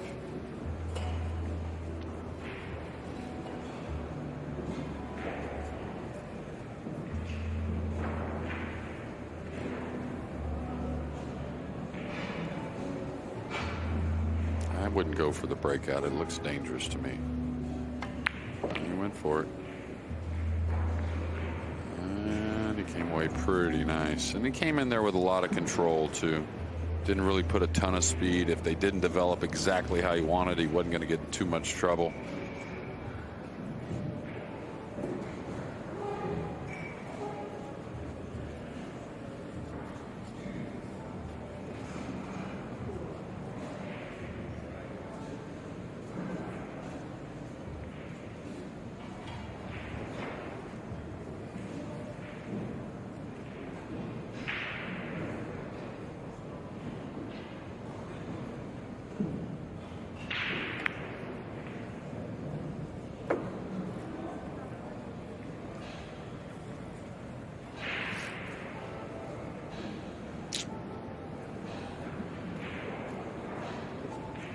I don't think there's anything intentional here, Phil, but Yapp certainly keeping Chris in his chair as long as possible.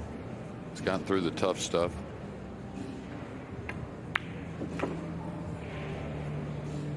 If Melling was complaining about Yapp's pace of play, I don't think he's got great grounds for any true grievance, to be fair. I think if he's complaining about the speed of his break, then there is a debate there, certainly. Yeah, absolutely.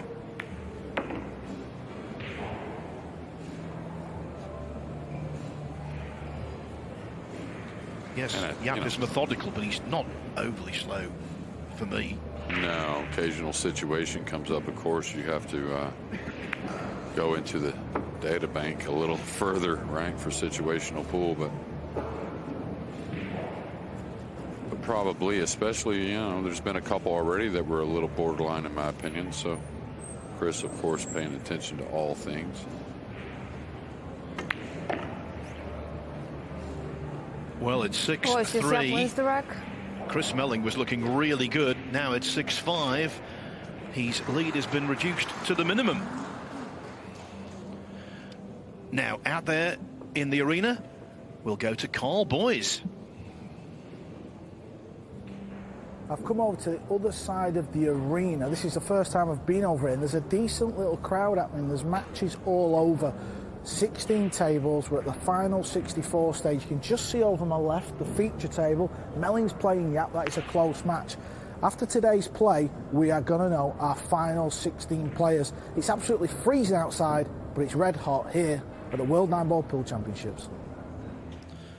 Red hot indeed, and I can tell you it's going to be a red hot last 32 match. We know Max Lettner got through, overcoming Ruben Bautista. Hold on a minute, we're hearing the words official warning here. Yeah, well, that's an interesting thing to me. You know, if I'm finding a player, right, that is questionable on the slow break, right, or the soft break, but they're not succeeding, I'm not saying a thing. right? You may actually do him a favor here, making him unload a little bit more. I don't know, this may backfire on Chris. Yeah, one in the side, a little more spread. And not only that, when you tend to break them a little firmer, it almost like is exactly what gets you going as a pool player. The adrenaline, the flow, everything, the rhythm. Alex Pagulayan against Joshua Filler yesterday. Just asking you there, Jeremy, should she have warned Yapp after the break-off in the previous rack, or was that the right time to do it before the start of the next rack? Well, she does such a great job. She had her reasons. You know, maybe she reflected on some things from the entire match and you know, just had a little talk with herself and said, Chris does have a point here. Let me give this warning. Yeah, I think Melling's intervention might have been influential there. Yeah, absolutely. And you know, the little hard part for the referees is sometimes, you know, the players just mishit the ball. You know what I mean? So it doesn't look like the power's there or the intent of power. Okay, he's going to get a little bit of a kiss here. Had to gamble a little bit with the 2-ball, playing the cue ball behind the 6, but I kind of feel like I said, if I'm in there and my opponent's struggling on the break, I don't want anything to change, and I'm certainly not going to bring up the change. Just before that very interesting discourse, I was telling you Max Lechner through, of course, and we know his opponent now in the last 32. It will be Johan Chua, who beat Nick Vandenberg 11-5. Results flooding in. Huang from Vietnam defeating Lo Ho Sum from Hong Kong 11-5. And just a few seconds ago, Wu Kun Lin from Chinese Taipei demolishing Alexander Kazakis 11-2. Yeah, well, you could bet the balls were breaking well in that match, and probably Kazakis didn't get a lot of time at the table. Undoubtedly a mistake or two, but usually he regroups really well, and now the Greek champion out of the event. What do we have on Tyler Steyer and Albin Ocean? That match going on. 5-5. So after losing the first 4, he's won 5 out of 6 and at the table breaking now. So that one is heating up as well. The defending champion here, Shane Van Boning, hails from Rapid City. Table 2 is not Rapid City. Yeah, have you been there, Phil? No, I'm just thinking about the pace of play. Right. But I was just curious if you know, Mount Rushmore and all that. I went there a couple years ago to hang out with Shane, and what a beautiful place. Actually, to give you the very latest from Table 2, Albin Ocean has just taken the lead for the first time in the match at 6-5. So 6 out of 7 he's won.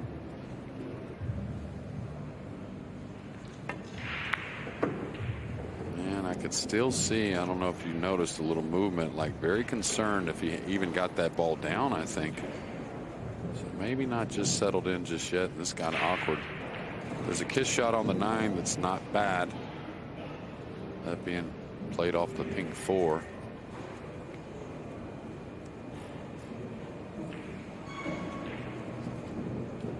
And the 9 ball looks pretty nice. I don't, you know, the good thing about the kiss shot is you don't have to get close to it. It's all just about the line you're on that's proper.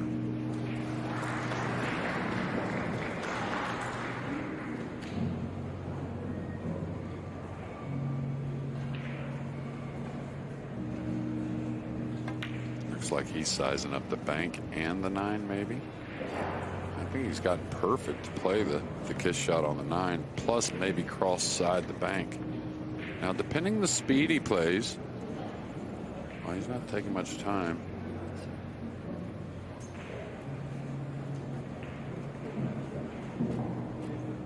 Another real battle going on Table 3, where David Al-Qaedi, we've already seen him draw level at 5-5. This is to go 6-6, and the match is tied up again there.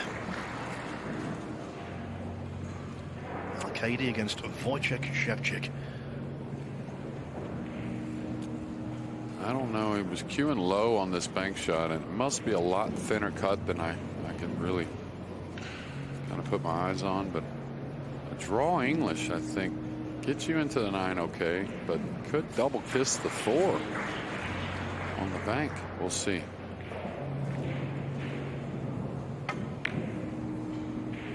He made the bank. He's going to get pretty okay with the cue ball. And one of the freer swings of the match there for Yapp.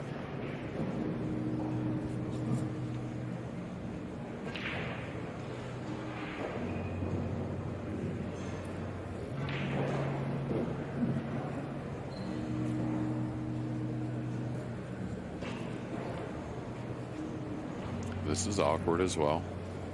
I don't think he can hold the ball. It's too much angle, and if he has to draw across and use the right side rail, he's stunning above it. Maybe he's just rolling this in.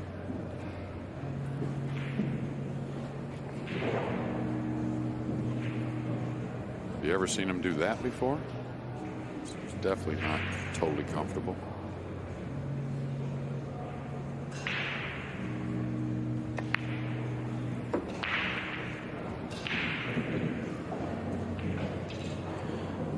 Clear the 8 though, that could have provided uncomfortable cueing.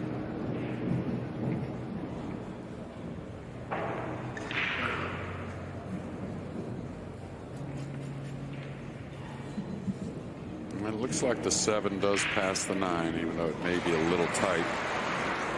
So really just about pocketing the 6 here. Nice cue ball out to the somewhat the center of the table.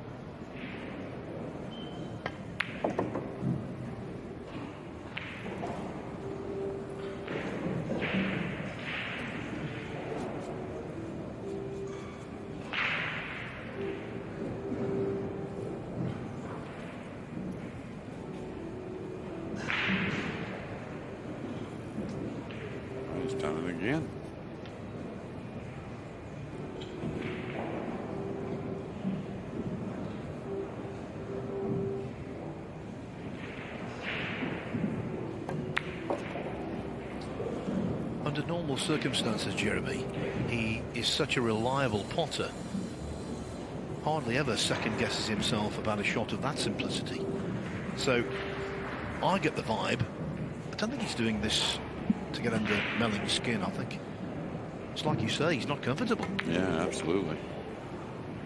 And he's like usually cool as a cucumber, right? I mean, one of the guys that just doesn't ever look uncomfortable, it seems, and definitely see a little difference here. Aloysius Yapp wins the rack. Well, there was separation when Chris Melling led 6-3, but Aloysius Yapp fluked the 1 ball out of a snooker at the start of the 10th rack. Aloysius Yapp to break, 6 racks each. Well, here, momentum, I wouldn't say it's a great amount, but I think it does lie with a man breaking off. Yeah, absolutely. The last 3 games, all Chris has really done is had a little confrontation and none at the table.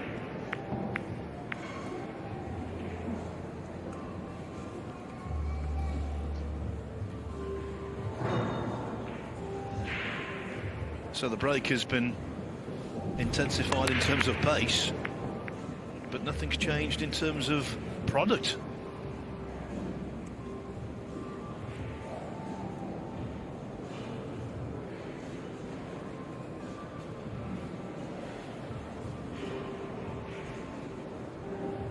And he's got a couple ways he can play this.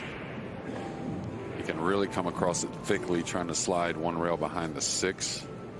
Most would go somewhat like the center of the end rail here. We'll see. He went for more, trying to use a few more balls, but he's going to leave a gap, I think. Dry breaks, 9 in total. You don't see that too often. No, and these 2 players can't worry about it now, but whoever advances, that should be the first order for them is try and get the break worked out. Can happen though. I remember many moons ago we were in Holland for the World Cup of Pool, and all through the tournament dry breaks virtually non-existent, and we get to the final and it was Finland against China, I believe, and virtually every rack it seemed was a dry break. Yeah, well, sometimes that was back with the wooden rack. You know, you get variables there. Sometimes the table changes as the event goes on. But even with the tough break rules that now have been put into 9-ball, which are really a great thing overall, with the template, the guys usually figure out, you know, that one in the side. You're not always getting shots after the break, but, you know, 9 dry breaks out of 12. Whew. Could have got some serious odds on that. Okay, could bank the 1 beyond the pink, down by the 6. Kind of a high ball, just coming 1 rail towards the purple 5.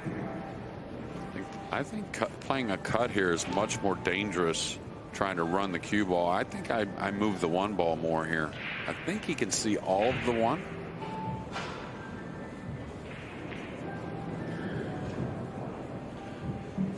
Naoki Oi going great guns now. The joke is on ML Andre Gangflow. Oi 9-4 ahead. He was trailing 4-2, so 7 in a row for Oi. Like I said, if he's playing off the left, I think this is dangerous. Lots of traffic to move that cue ball. He might be going offensive. He's gonna end up giving up a little bit of a look at the 1. Not bad though.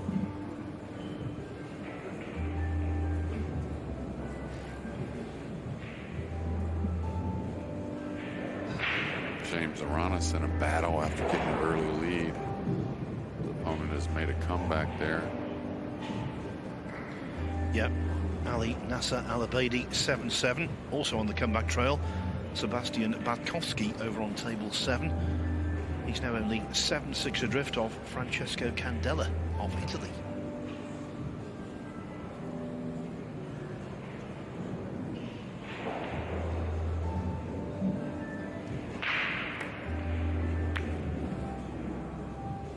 This is going to give up a shot. Chris is not, well, he may get fortunate here with the 8 as a blocker, but I'll tell you what, mentally and emotionally, if that surrendered a shot there and Yapp gets out, I'll tell you, Chris may start to boil a little bit.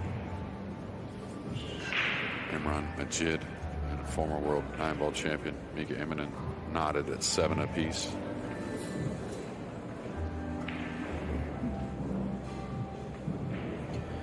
If you're a spectator, a lover of 9-ball, what a day to come into this arena.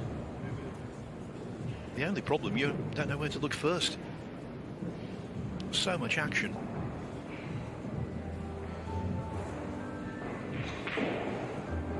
Is he shooting at the combo? You would figure not. Probably putting him on the back of the 8 with the cue ball. Really soft touch like this. Yeah, nice. This is difficult. I think he can get at an edge of the 1 ball, but the 6 is very impeding here. May have to bend this a bit.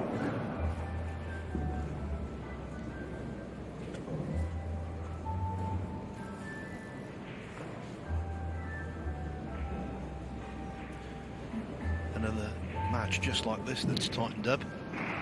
Gerson Martinez now only 9-8 behind against Lars Kuckham from Germany. Here you get the impression Auschen and Tyler Steyer that the more experienced man, the more successful man, is starting to assert his authority. Albin Auschen 6-5 up. Yeah. 8 and 9 for 7-5. Yeah, no gimme on the 8 though.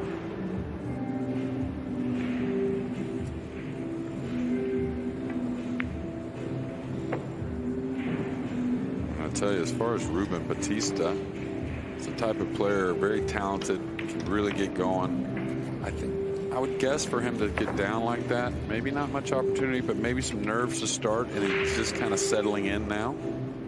He's got to bend this. He's got to not overhit it, or else the bend won't take. Oh, beauty. Really nice. The reason why he looked so many other places, he knew he couldn't hit that with a whole lot of speed, so separating the 1 and the cue ball, very difficult. I think the lefty is going to end up shooting off his left side of the 1. It's just an easier way to reach. He's going to use the bridge, the rest.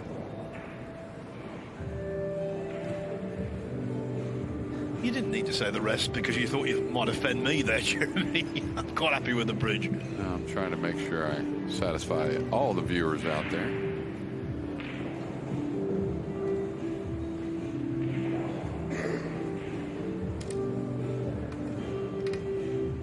And he's going to try and nip draw this while he banks the 1 back between the 7 and 5. Trying to use the 2, 3, 7 as blockers.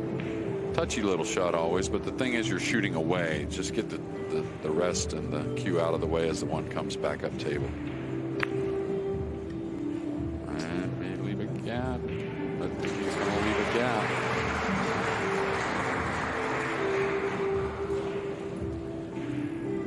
We've got some matches starting in the next round of the final 64. A bunch of quality ones there as well.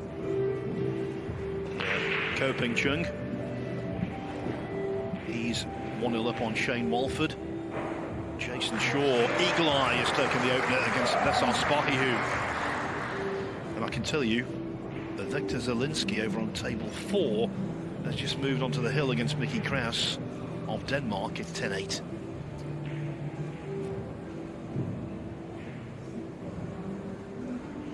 Banking this back underneath, kind of running the cue ball, it looks like. Yeah, like, oh, he went for the pocketing of the shot, so Chris settled back in, and another fine shot on the yellow 1 ball.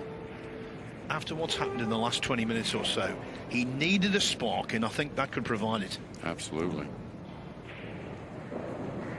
Bartkowski just tying it at 7 apiece.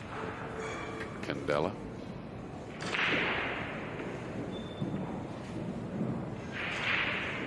What he's looking at, he's kind of straight.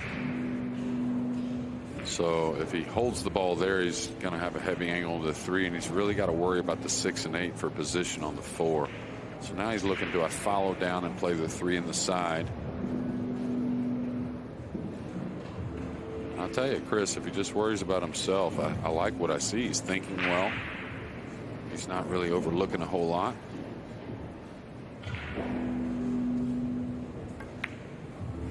It's got to go. I think it just got there.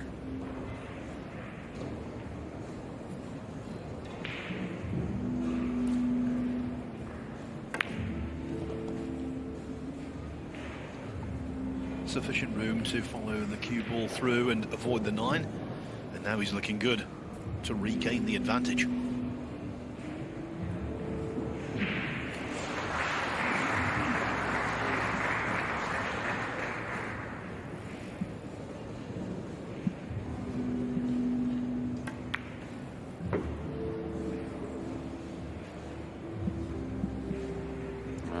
He didn't carry as much angle as I thought he would. So is he going to keep this simple and stay above the 9, or is he going to draw down and get a little closer to the 6?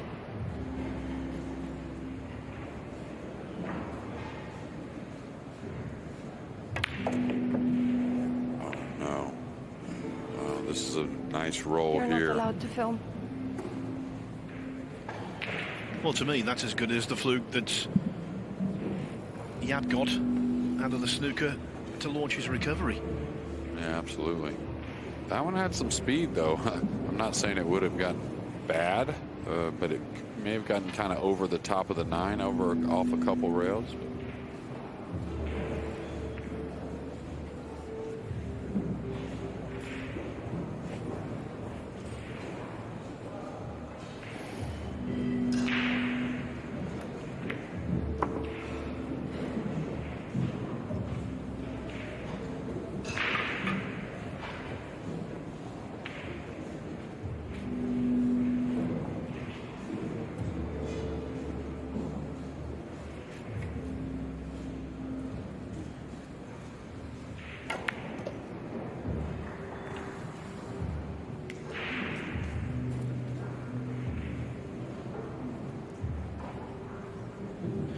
Although this has been, one has to say, sluggish going in terms of the amount of time spent to complete what will be, in a few seconds, 13 racks. You could never say Chris Melling was a slow player. Never in a month of Sundays. No, it's really just been the layout after the break with so many dry breaks as well. Ooh, a little Chris thick to Melling the pocket going there for on the rack. 9. It was a terrific opening pot, and from there Chris Melling did enough to regain the advantage at 7-6.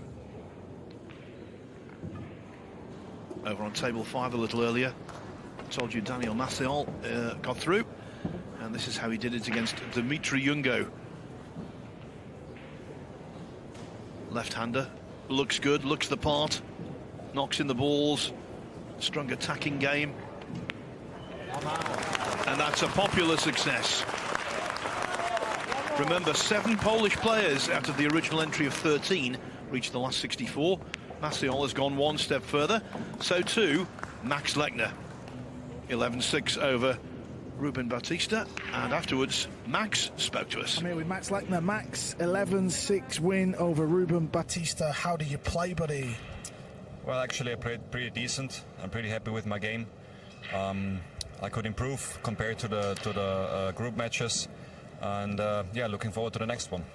How's the break been going? Because we've not managed to see you just yet, especially myself in comms. How have you been breaking? Pretty good so far, so I hope I can continue like this. Yeah, that was a large part of your success at the US Open, getting to the US Open final. Obviously a little bit of heartache there, losing out to Sanchez, but what are you looking to improve on going into 2023 season? Well, I think this final match helped me to gain more experience. I knew what I did wrong, so I'm ready for the next final. I hope so. Yeah, but it gave me also a lot of confidence. The US Open, I think I played pretty well throughout the tournament, and yeah, I can't wait for 2023. What would it mean to be lifting the world title in a couple of days' time? Yeah, of course, everything. I think all players, if you're going to ask this question, will tell you the same. It would be a dream come true. Max, good luck. You're through to the last 32. Thanks. Carl Boyes there with the interview.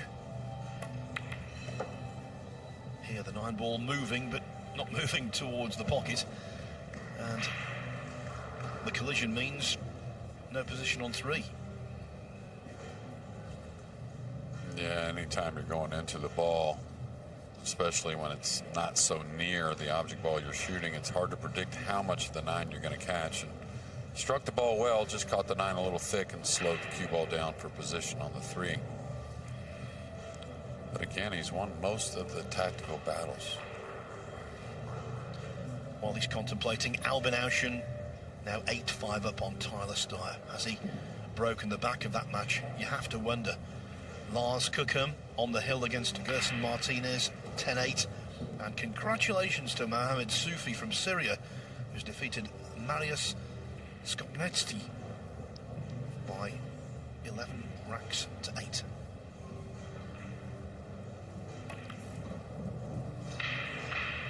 He's going to give up a little look at the 3, I think. Trying to get the speed right.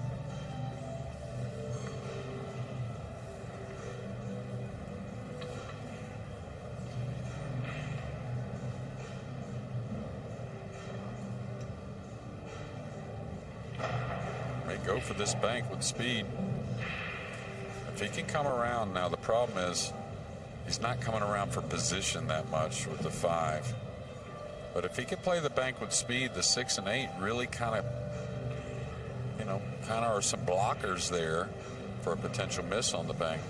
The problem is, like I said, the cue ball will be on the right side of rail with no real position for the 5. So a difficult position, situation for Aloysius Yapp.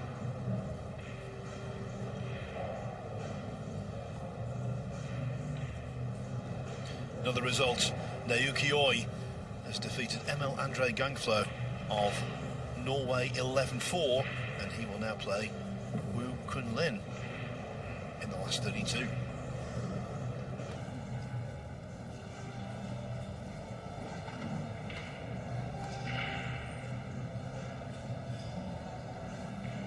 I'm not sure what he's playing here. Maybe a light safety behind the 7. Maybe he's banking it.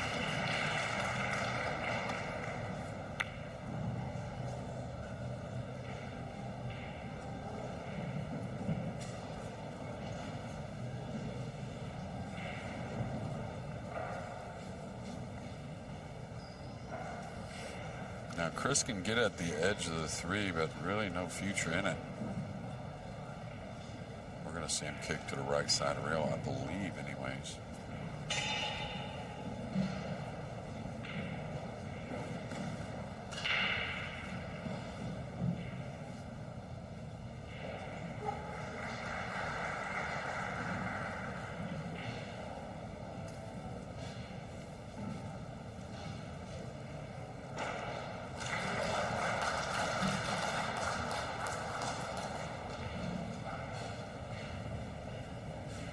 On table 2, the hammer is being applied by the Iceman, Albin Auschen. He made a slow start, but boy, he's making up for it now. Tyler Steyer, the victim of a second comeback this week, it seems. Pasha. Yeah, and during this comeback, early in the comeback for Albin, I saw Tyler at the table a bit here and there. Maybe don't know what the situations were at all times, but here the last several racks, I haven't seen him at the table as much. So maybe made a couple mistakes to get some of this going, but a lot of Albin Auschen here in the last 20, 30 minutes.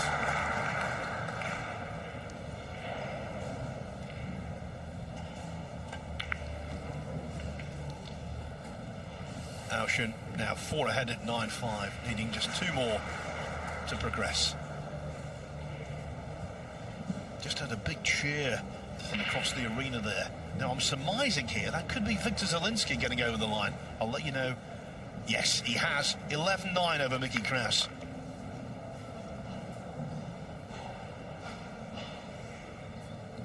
And by the way, Eagle Eye Jason Shaw, he was dog-tired here the other day.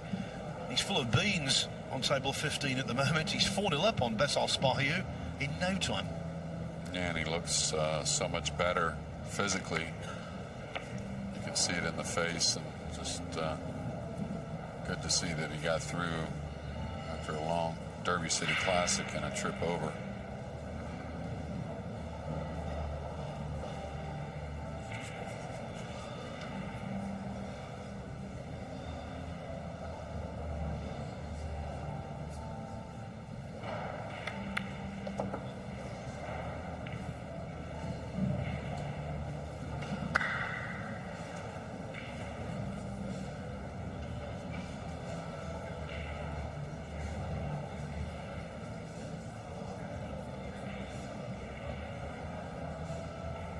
A little off angle, I think, so he's got to draw the cue ball.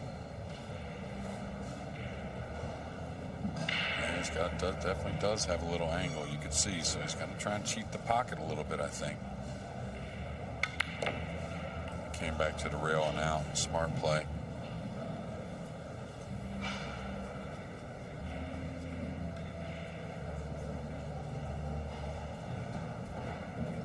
Another Polish player. Wojciech Szewczuk looking to extend the lead, it looks like, against David Alcady. And here there is no lead at all.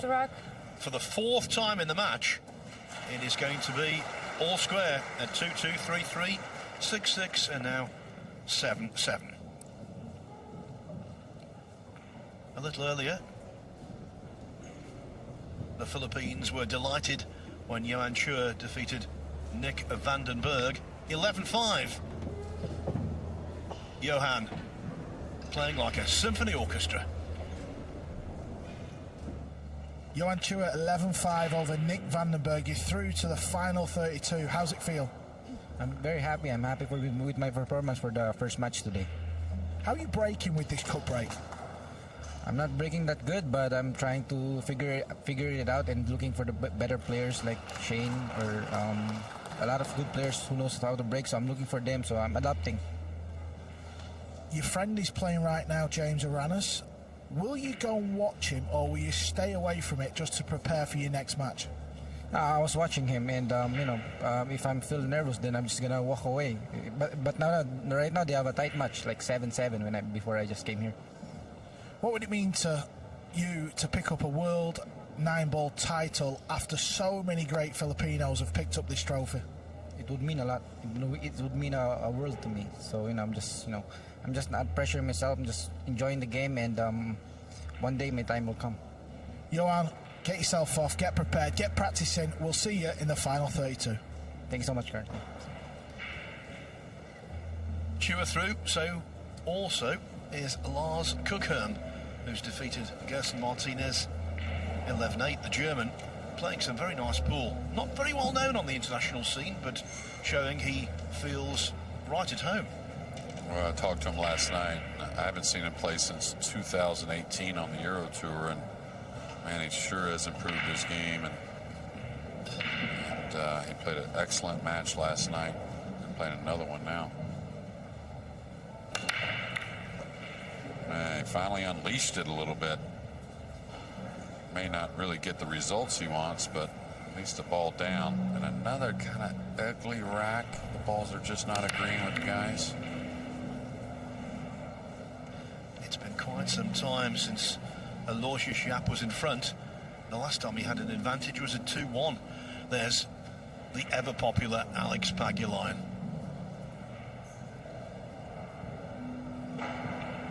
Yeah, they always say the smallest guy in pool with the biggest heart.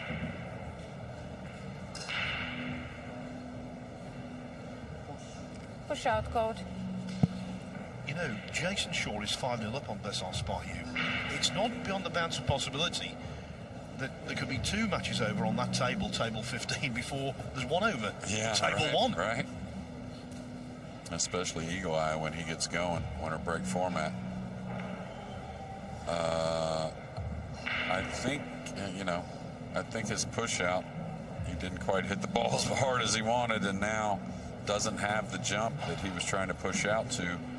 And a very awkward kick. Fortunate for him that the 5 is very ugly over on the left side point there.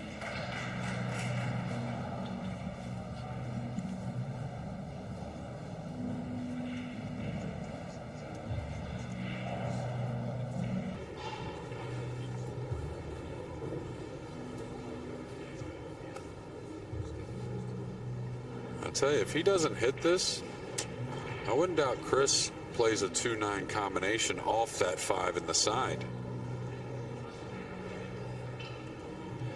Guess what? On table 2, more good news it seems for Albin Auschen. He's now relentless. The winner in 2021, the runner-up last year. Can he make it a hat-trick of finals in as many years? Who would bet against him?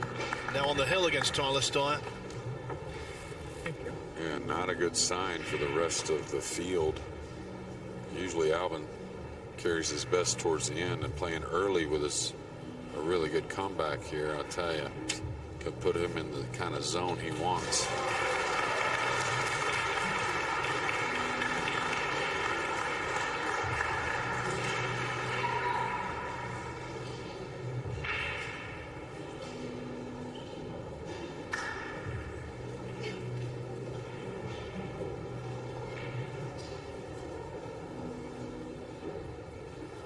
Looks like he's got a piece of this 2-ball.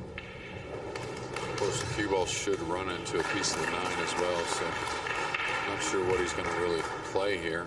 Awkward situation.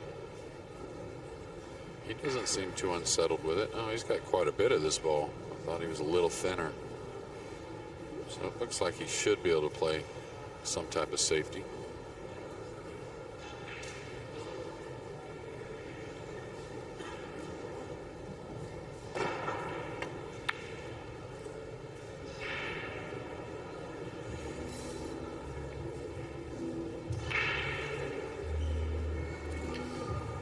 Well, the 2's poked out, but the 3 is nestled into the 4.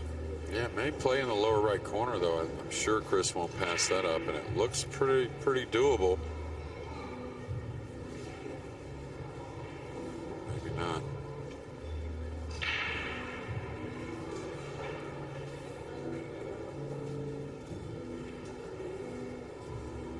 Another Polish winner to tell you about. Matthias Snigodski has defeated Fabio Petroni 11-5.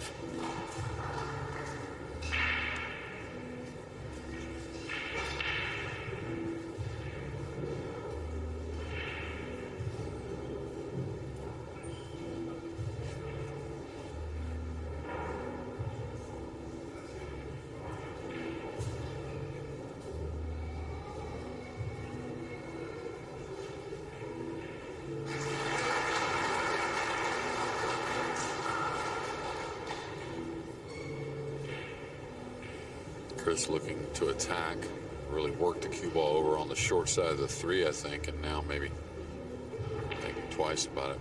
We'll see.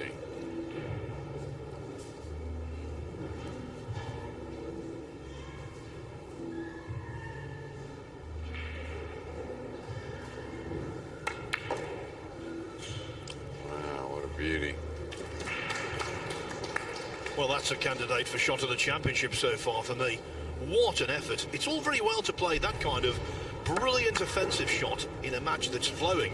In a match like this that's been bitty and disjointed, that was simply outstanding. Yeah, I think he's had 3 shots in this match that are up there. 2-1 balls that were incredible, and then another 2-ball there. Can he get into the pink 4 here a little bit? That would help.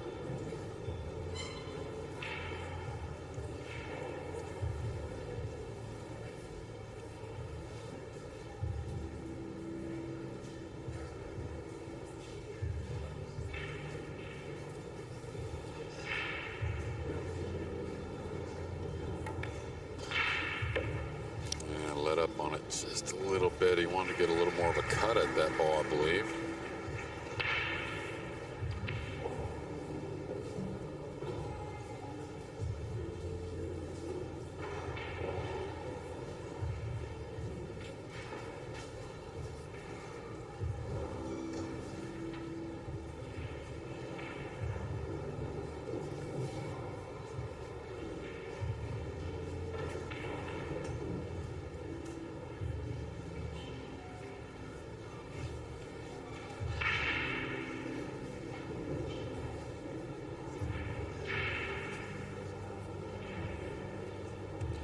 It's been a really good morning for Polish pool in general, and look at this on table 3 as Chris Melling misses the 4 on table 1. Wojciech Szewczyk is about to go to the hill, maybe against David Al-Qaedi. The 8 doing him no favours, of course, where it is.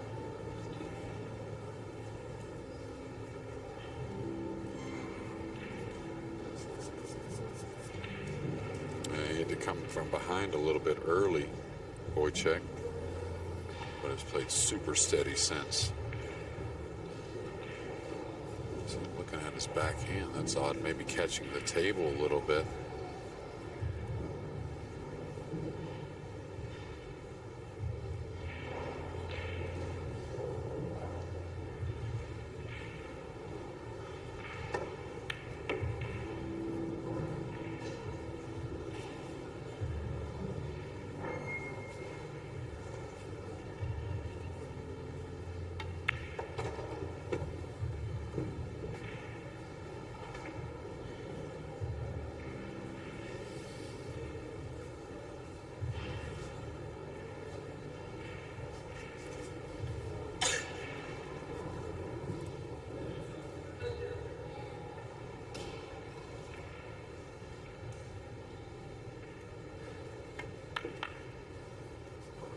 You can feel the tension on both tables, particularly on table 3, which is encircled by spectators, all willing on their man, Szewczyk.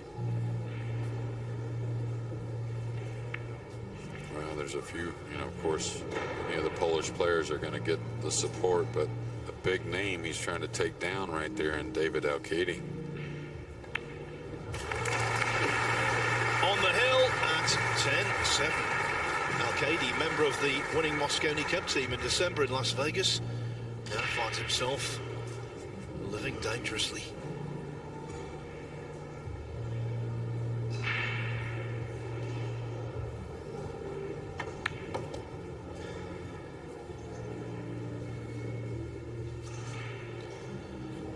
When Aloysius Yapp trailed 6-3, Well, he thought that Chris Melling had got the ability to pull away and win convincingly. He could still win, but now it's going to be a real old fight, because Yapp, thanks to winning 5 of the last 6 racks, has got his nose in front again.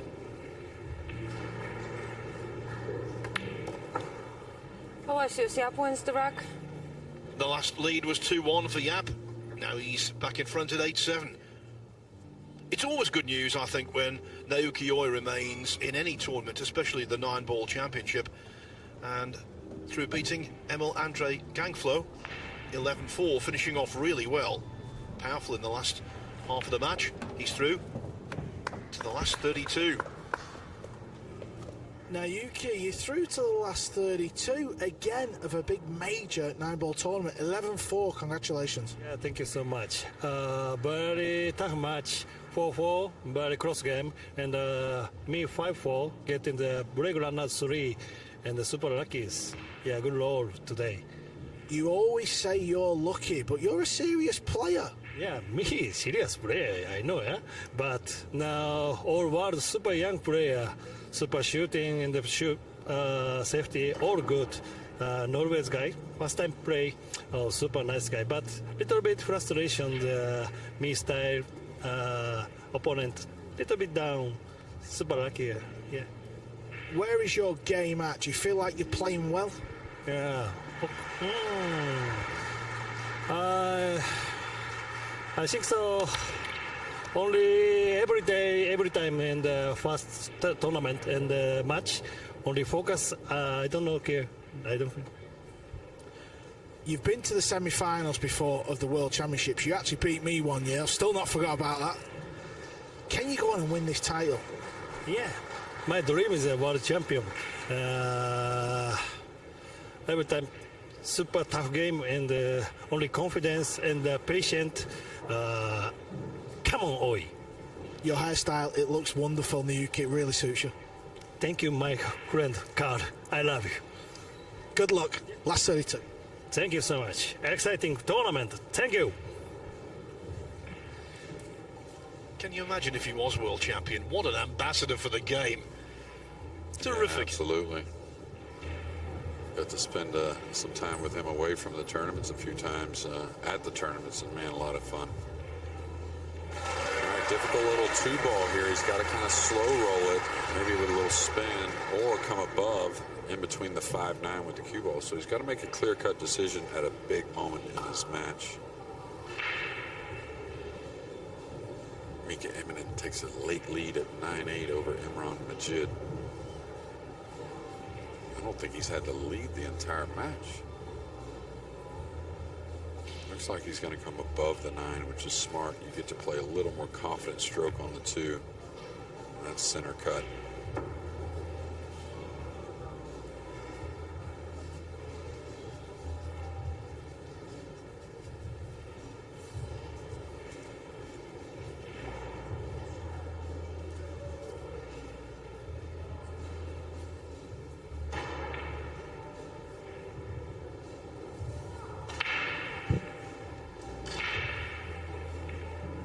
Watch out for the 8 as he swings the ball here.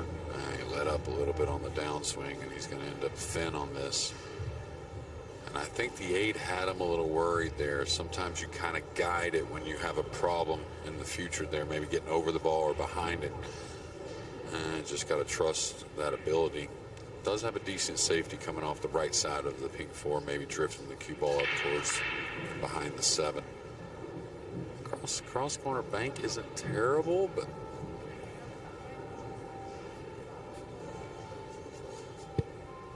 and there was our Jeremy getting all excited about the possibility of a break and run out. Yeah, and the problem with this is if you're trying to contain the 4 a little on the safety, you're kind of coming one rail towards that upper right corner. So he's going to have to use a little talent here. Now he's looking at the cross corner bank. And I would think about this. It's a type of bank that, of course, could go long on you. That's the problem. But again, it's not the type that wants to hang up. So if you play to the high side of the pocket, you might make it. If not, it comes to the bottom rail and a little bit of a safety. I don't like drawing it too much. That'll make it spread sometimes. More of a stun, I thought. Oh, he hit it sweet. Hit it real sweet. Still got to come with another one here.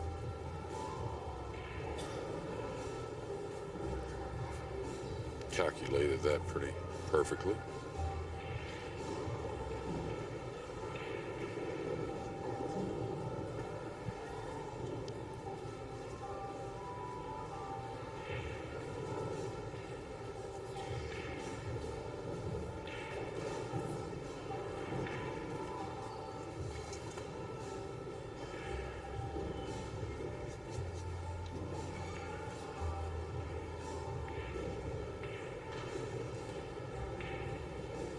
This is an awkward cue ball going away from the 6, but not a ton of angle to move the cue ball over and back. So this has got to be purely struck.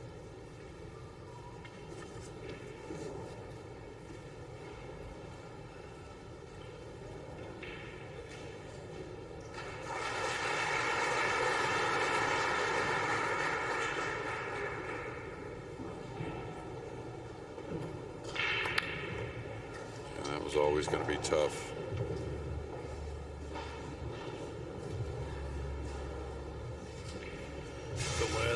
Has come to rest will not improve Melling's mood. No, but very happy to be at the table, and not a very difficult cross-side bank. I don't see a safety coming here. You got to be able to knock these in if you're going to not only win matches, but take that trophy home. And he's a pretty fair banker, isn't he? Oh, absolutely. Yeah. Anytime you kick so well, you just, any of those, you have so many parts of the game, you're going to feel the bank shot pretty well. It's all about the stroke.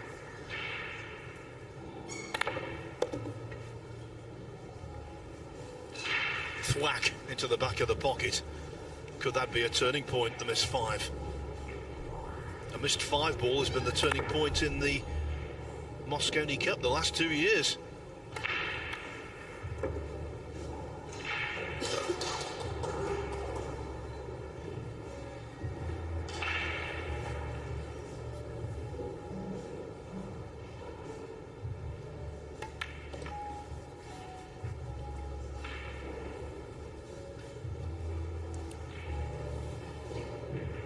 Just a little draw to kill the cue ball.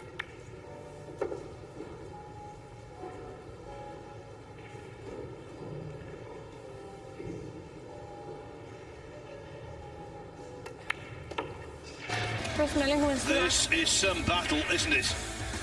8 frames, 8 racks each. Chris Melling refusing to give up the ghost. Aloysius Yapp annoyed he missed that 5 ball.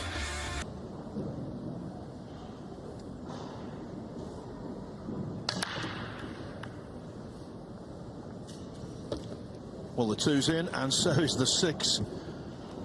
You know, at the start, we were saying how difficult it was to predict the winner. I think it's exactly the same now as it was right before a ball was potted. Yeah, absolutely, and I'm interested to see how he attacks on this one ball. Long distance. He's got an awkward situation to try and get position on what would be the 9. That's an awfully thin hit on the 1 to get at the 9, and very risky. It does have a pocket for the 1. I don't think an entire pocket with the 7 being there. He may put him behind the 7 here. This is a pretty easy safety here, kind of going through the 1. Very natural to drop the cue ball behind the 7 off 2 cushions. Hard to dog it, really. Kind of let up a little bit. Didn't get through it as much. He's going to be upset about that. Even if he didn't leave him a full shot, that wasn't too hard to bury the cue ball behind the brown 7.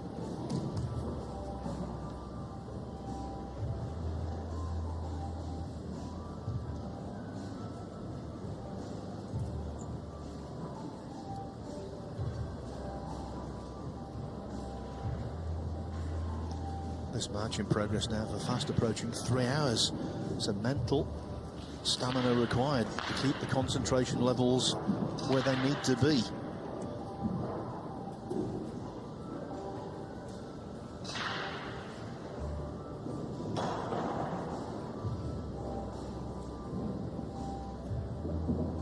They obviously can't pocket the one on the side, so I'm trying to figure out some type of safety here. Well, maybe he can. I thought he was cut off this ball. He could make it with a little left spin. Nice shot there from Yapp. And when nerves are high, when you have to use like a level masse to swerve around a ball, it's one of the touchier shots.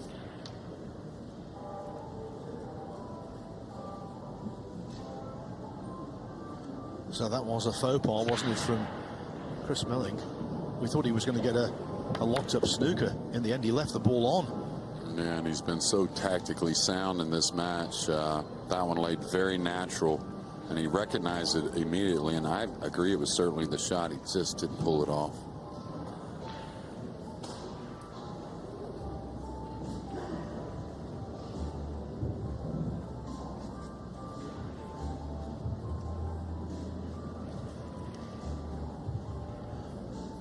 Tell you on table 3 in a few moments' time we might see an explosion of noise much like that.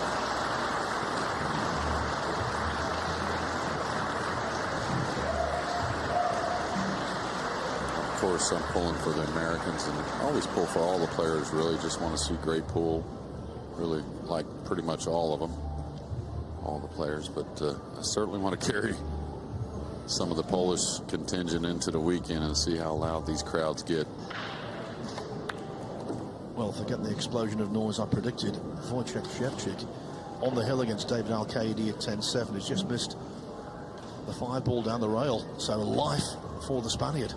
Yeah, a routine 5-ball as well. I mean, like nothing difficult at all. He really has played super solid after trailing early a few games.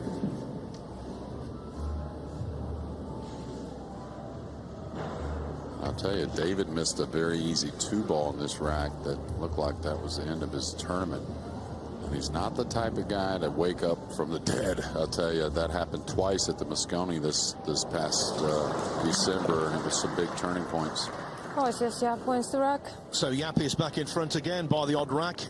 It was 8-7, now it's 9-8, inching towards the winning line. Another tight match earlier on today involved the young Polish player Wiktor Zielinski. This contest ebbed and flowed, but in the end the 22-year-old cartography student came through 11-9 against Mickey Kraus. I think he's the best hope for an overall Polish victory, and afterwards we got his thoughts. Victor, well done. We're seeing a lot of close matches. This was another one. Tell us about the match from your point of view. In the beginning, I was playing quite well. I was up 6-2, didn't make any mistake, and then I missed my chance to go up 7-2. And from that point, he made 6-6, and then it was rack for racks. It was really close one. And yeah, I'm happy that I could make I made the last one, the last ball for win. There's been a lot of talk that we could see a home winner here in Poland, and your name has been mentioned more than anyone. Now, is that something you enjoy, all that expectation? Well, I always, whenever I go now, my expectation is to win the tournament, so yeah, I hope I will do it, but also like the support is incredible here, so hopefully it will also help me to win this title. And having played a number of matches here now this week, where would you say your game is at in terms of how good it needs to be to contend for this? Well, I think I'm not in the best shape, but hopefully I will find my best game, because next match will be more tough, and also if I qualify for tomorrow, it also like I need to go with I need to like increase my level to be able to win matches, so hopefully I will get better and better. And the big question, does it always snow like this in Poland? Oh, not really. Like recently, I think the second snow of this winter, so it's not common in Poland last years, but we are unlucky this time that it's snowing. Well, you're through to the next round. Well done. Thank you very much. Michael McMullen there with the interview and the weather report. Yeah, and you can see an all-important 2-ball here with a 3-9 looming. And I'll tell you, it's not, I mean, it's a difficult shot, but a very playable cut shot, in my opinion. We'll see. Not sure what he's looking at now. Is he looking at another cross-corner bank? Trying to take the cue ball up table for a long-distance combination on the 3-9. Really surprised he's not entertaining the cut, and maybe the TV's fooling me. Maybe it's just a bit thin.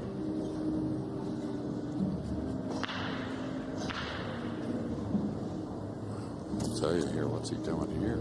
He's playing the 2 cross side and coming across the 9. Maybe an early winner here. Yeah, like that. That was great imagination and great execution. Jeremy called it. He delivered. He's on the hill, just like that. Aloysius Yapp leads Chris Melling by 10 racks to 8. That was superb. And a rare little fist pump from Aloysius Yapp, and he recognized that laid pretty natural percentages were on his side to get at least one of them down. And meanwhile, he made them both. Now, Yapp's feeling good. I can tell you Tyler Steyer isn't. He was 10-5 down. He missed that 2-ball and walked over and conceded. Albin Auschen couldn't quite believe it. So the match was over in rather unusual circumstances. 11-5 to the former champion. Steyer had simply had enough. Extraordinary. Albin, you're through to the final 32. The scoreline was 11-5. Sounds convincing, but tricky start to the match. It was a rough start. I mean, he had a good start. He ran, I think, the first 3. Then I made a very easy mistake to make it 3-1. So it was 4-0, so I had to find my gear to come back into the match. We had some tricky safety battles, I think around like 5 or 6. And I think I won pretty much every game of that. So I'm happy with my game, but think there's something else in me that knows that I need more for the next match. What do you feel like's missing then? Sorry? What is it you feel like's missing then? I think, well, the break works good, but if you don't get position like 8 out of 11 breaks, it doesn't really help you. So maybe a little bit more luck on the break. But obviously my safety game is good, is there. But I try my best, of course, and I hope for the luck on the break. Obviously now you're in the final 32. It's well documented. As events go on, you get a lot stronger, don't you? You improve day by day. Hopefully. I mean, the record says it, yeah, but it doesn't have to be like that always. I'm playing, I think, a Polish guy next round. It's going to be tough. He has all the fans behind him, which could give him the extra gear to break me, but I will fight hard. I'm going to be there. I'm going to get some rest now for a couple of hours, and then I'll be back. Back-to-back finals, 3 in a row would be pretty special. I know you lost last year, but you know, still to get to 2 finals, that is some achievement, isn't it? Of course. I mean, everyone knows in 9-ball you need so many good things on your side to go to the final. Some would say I'm the luckiest guy on earth to go twice into the final in 9-ball. But I think you gotta need something else as well besides luck. I was feeling good last year. Shane just rolled over me like a train in the final after 6-5. But I'm looking forward to being in the final again. But the first goal would be last 8.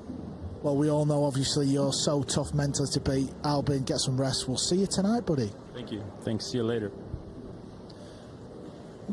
Yes, Albin Auschen through to the last 32, where he will play Daniel Masséol. It seemed to me at the end of that match there, Jeremy, not wishing to whip up controversy, but Tyler Steyer seemed very unhappy about something. He had a word with Auschen, he had a word with the referee, John Lehman. Any ideas what it might be? Well, I was hoping, actually. I noticed that as well. I was hoping to hear a little bit from Albin about that, just because I never saw anything during the match. Albin's, I'm surprised he played it soft. He could easily have kicked this to the bottom rail and up on the other side rail, and that may be a big bad moment for Chris Melling in this 2023 championship. But to get back to what you brought up, I was hoping to hear a little bit of what was going on because I didn't see anything during the match. And, of course, things didn't go Tyler's way, but that wouldn't constitute any kind of awkward words after the match. Who knows? Let's put it this way. From what we saw, Albin Auschen seemed genuinely surprised by Tyler Steyer's reaction. Well, and then the words, I think, kind of shocked him as well.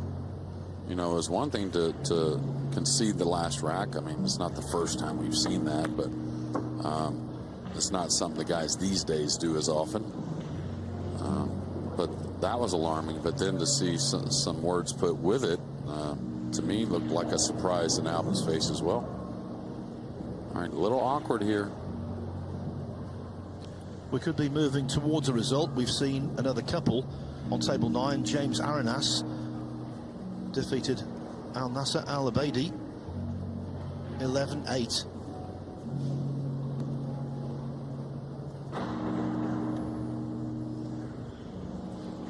And the big cheer you heard a couple of racks ago, that was Sebastian Batkovsky on table 7 beating Francesco Candela 11-8 from well behind. 7-3 down, I believe.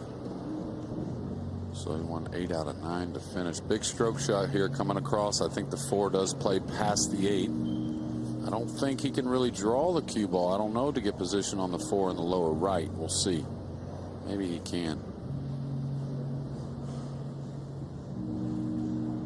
Type of shot you want to let the stroke out, though, if you can. Oh, he hit it pretty sweet. Got a lot out of that cue ball. And now Chris Melling must be sitting there fearing the worst. Yeah, the cut on the 4 a few games ago I thought was a pretty thin one to go at.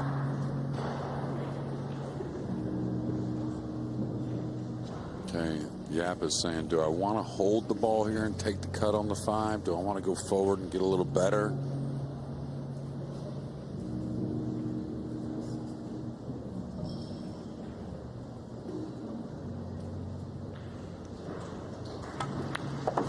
He drew back for the corner. Didn't want to take on that side pocket.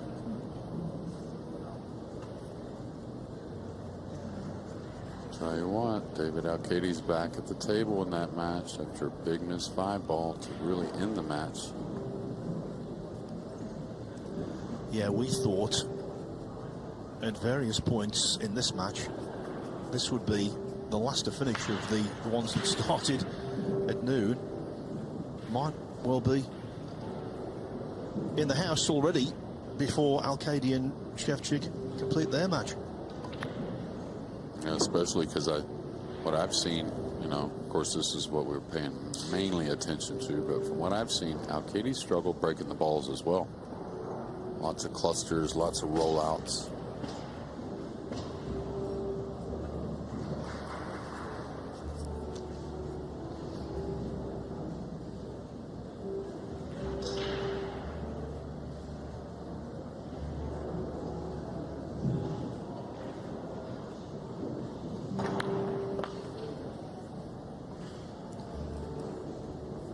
Wants a little angle. Doesn't want to have to stun by the 9. You would rather have more angle to get easily by the 9, and maybe he can go forward.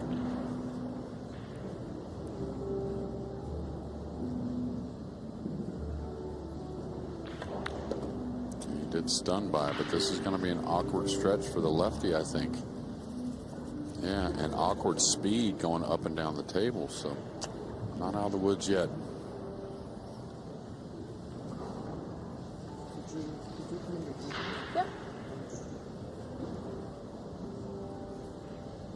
Shevchik has just surrendered ball in hand to David Alcadi, which, you know what that means.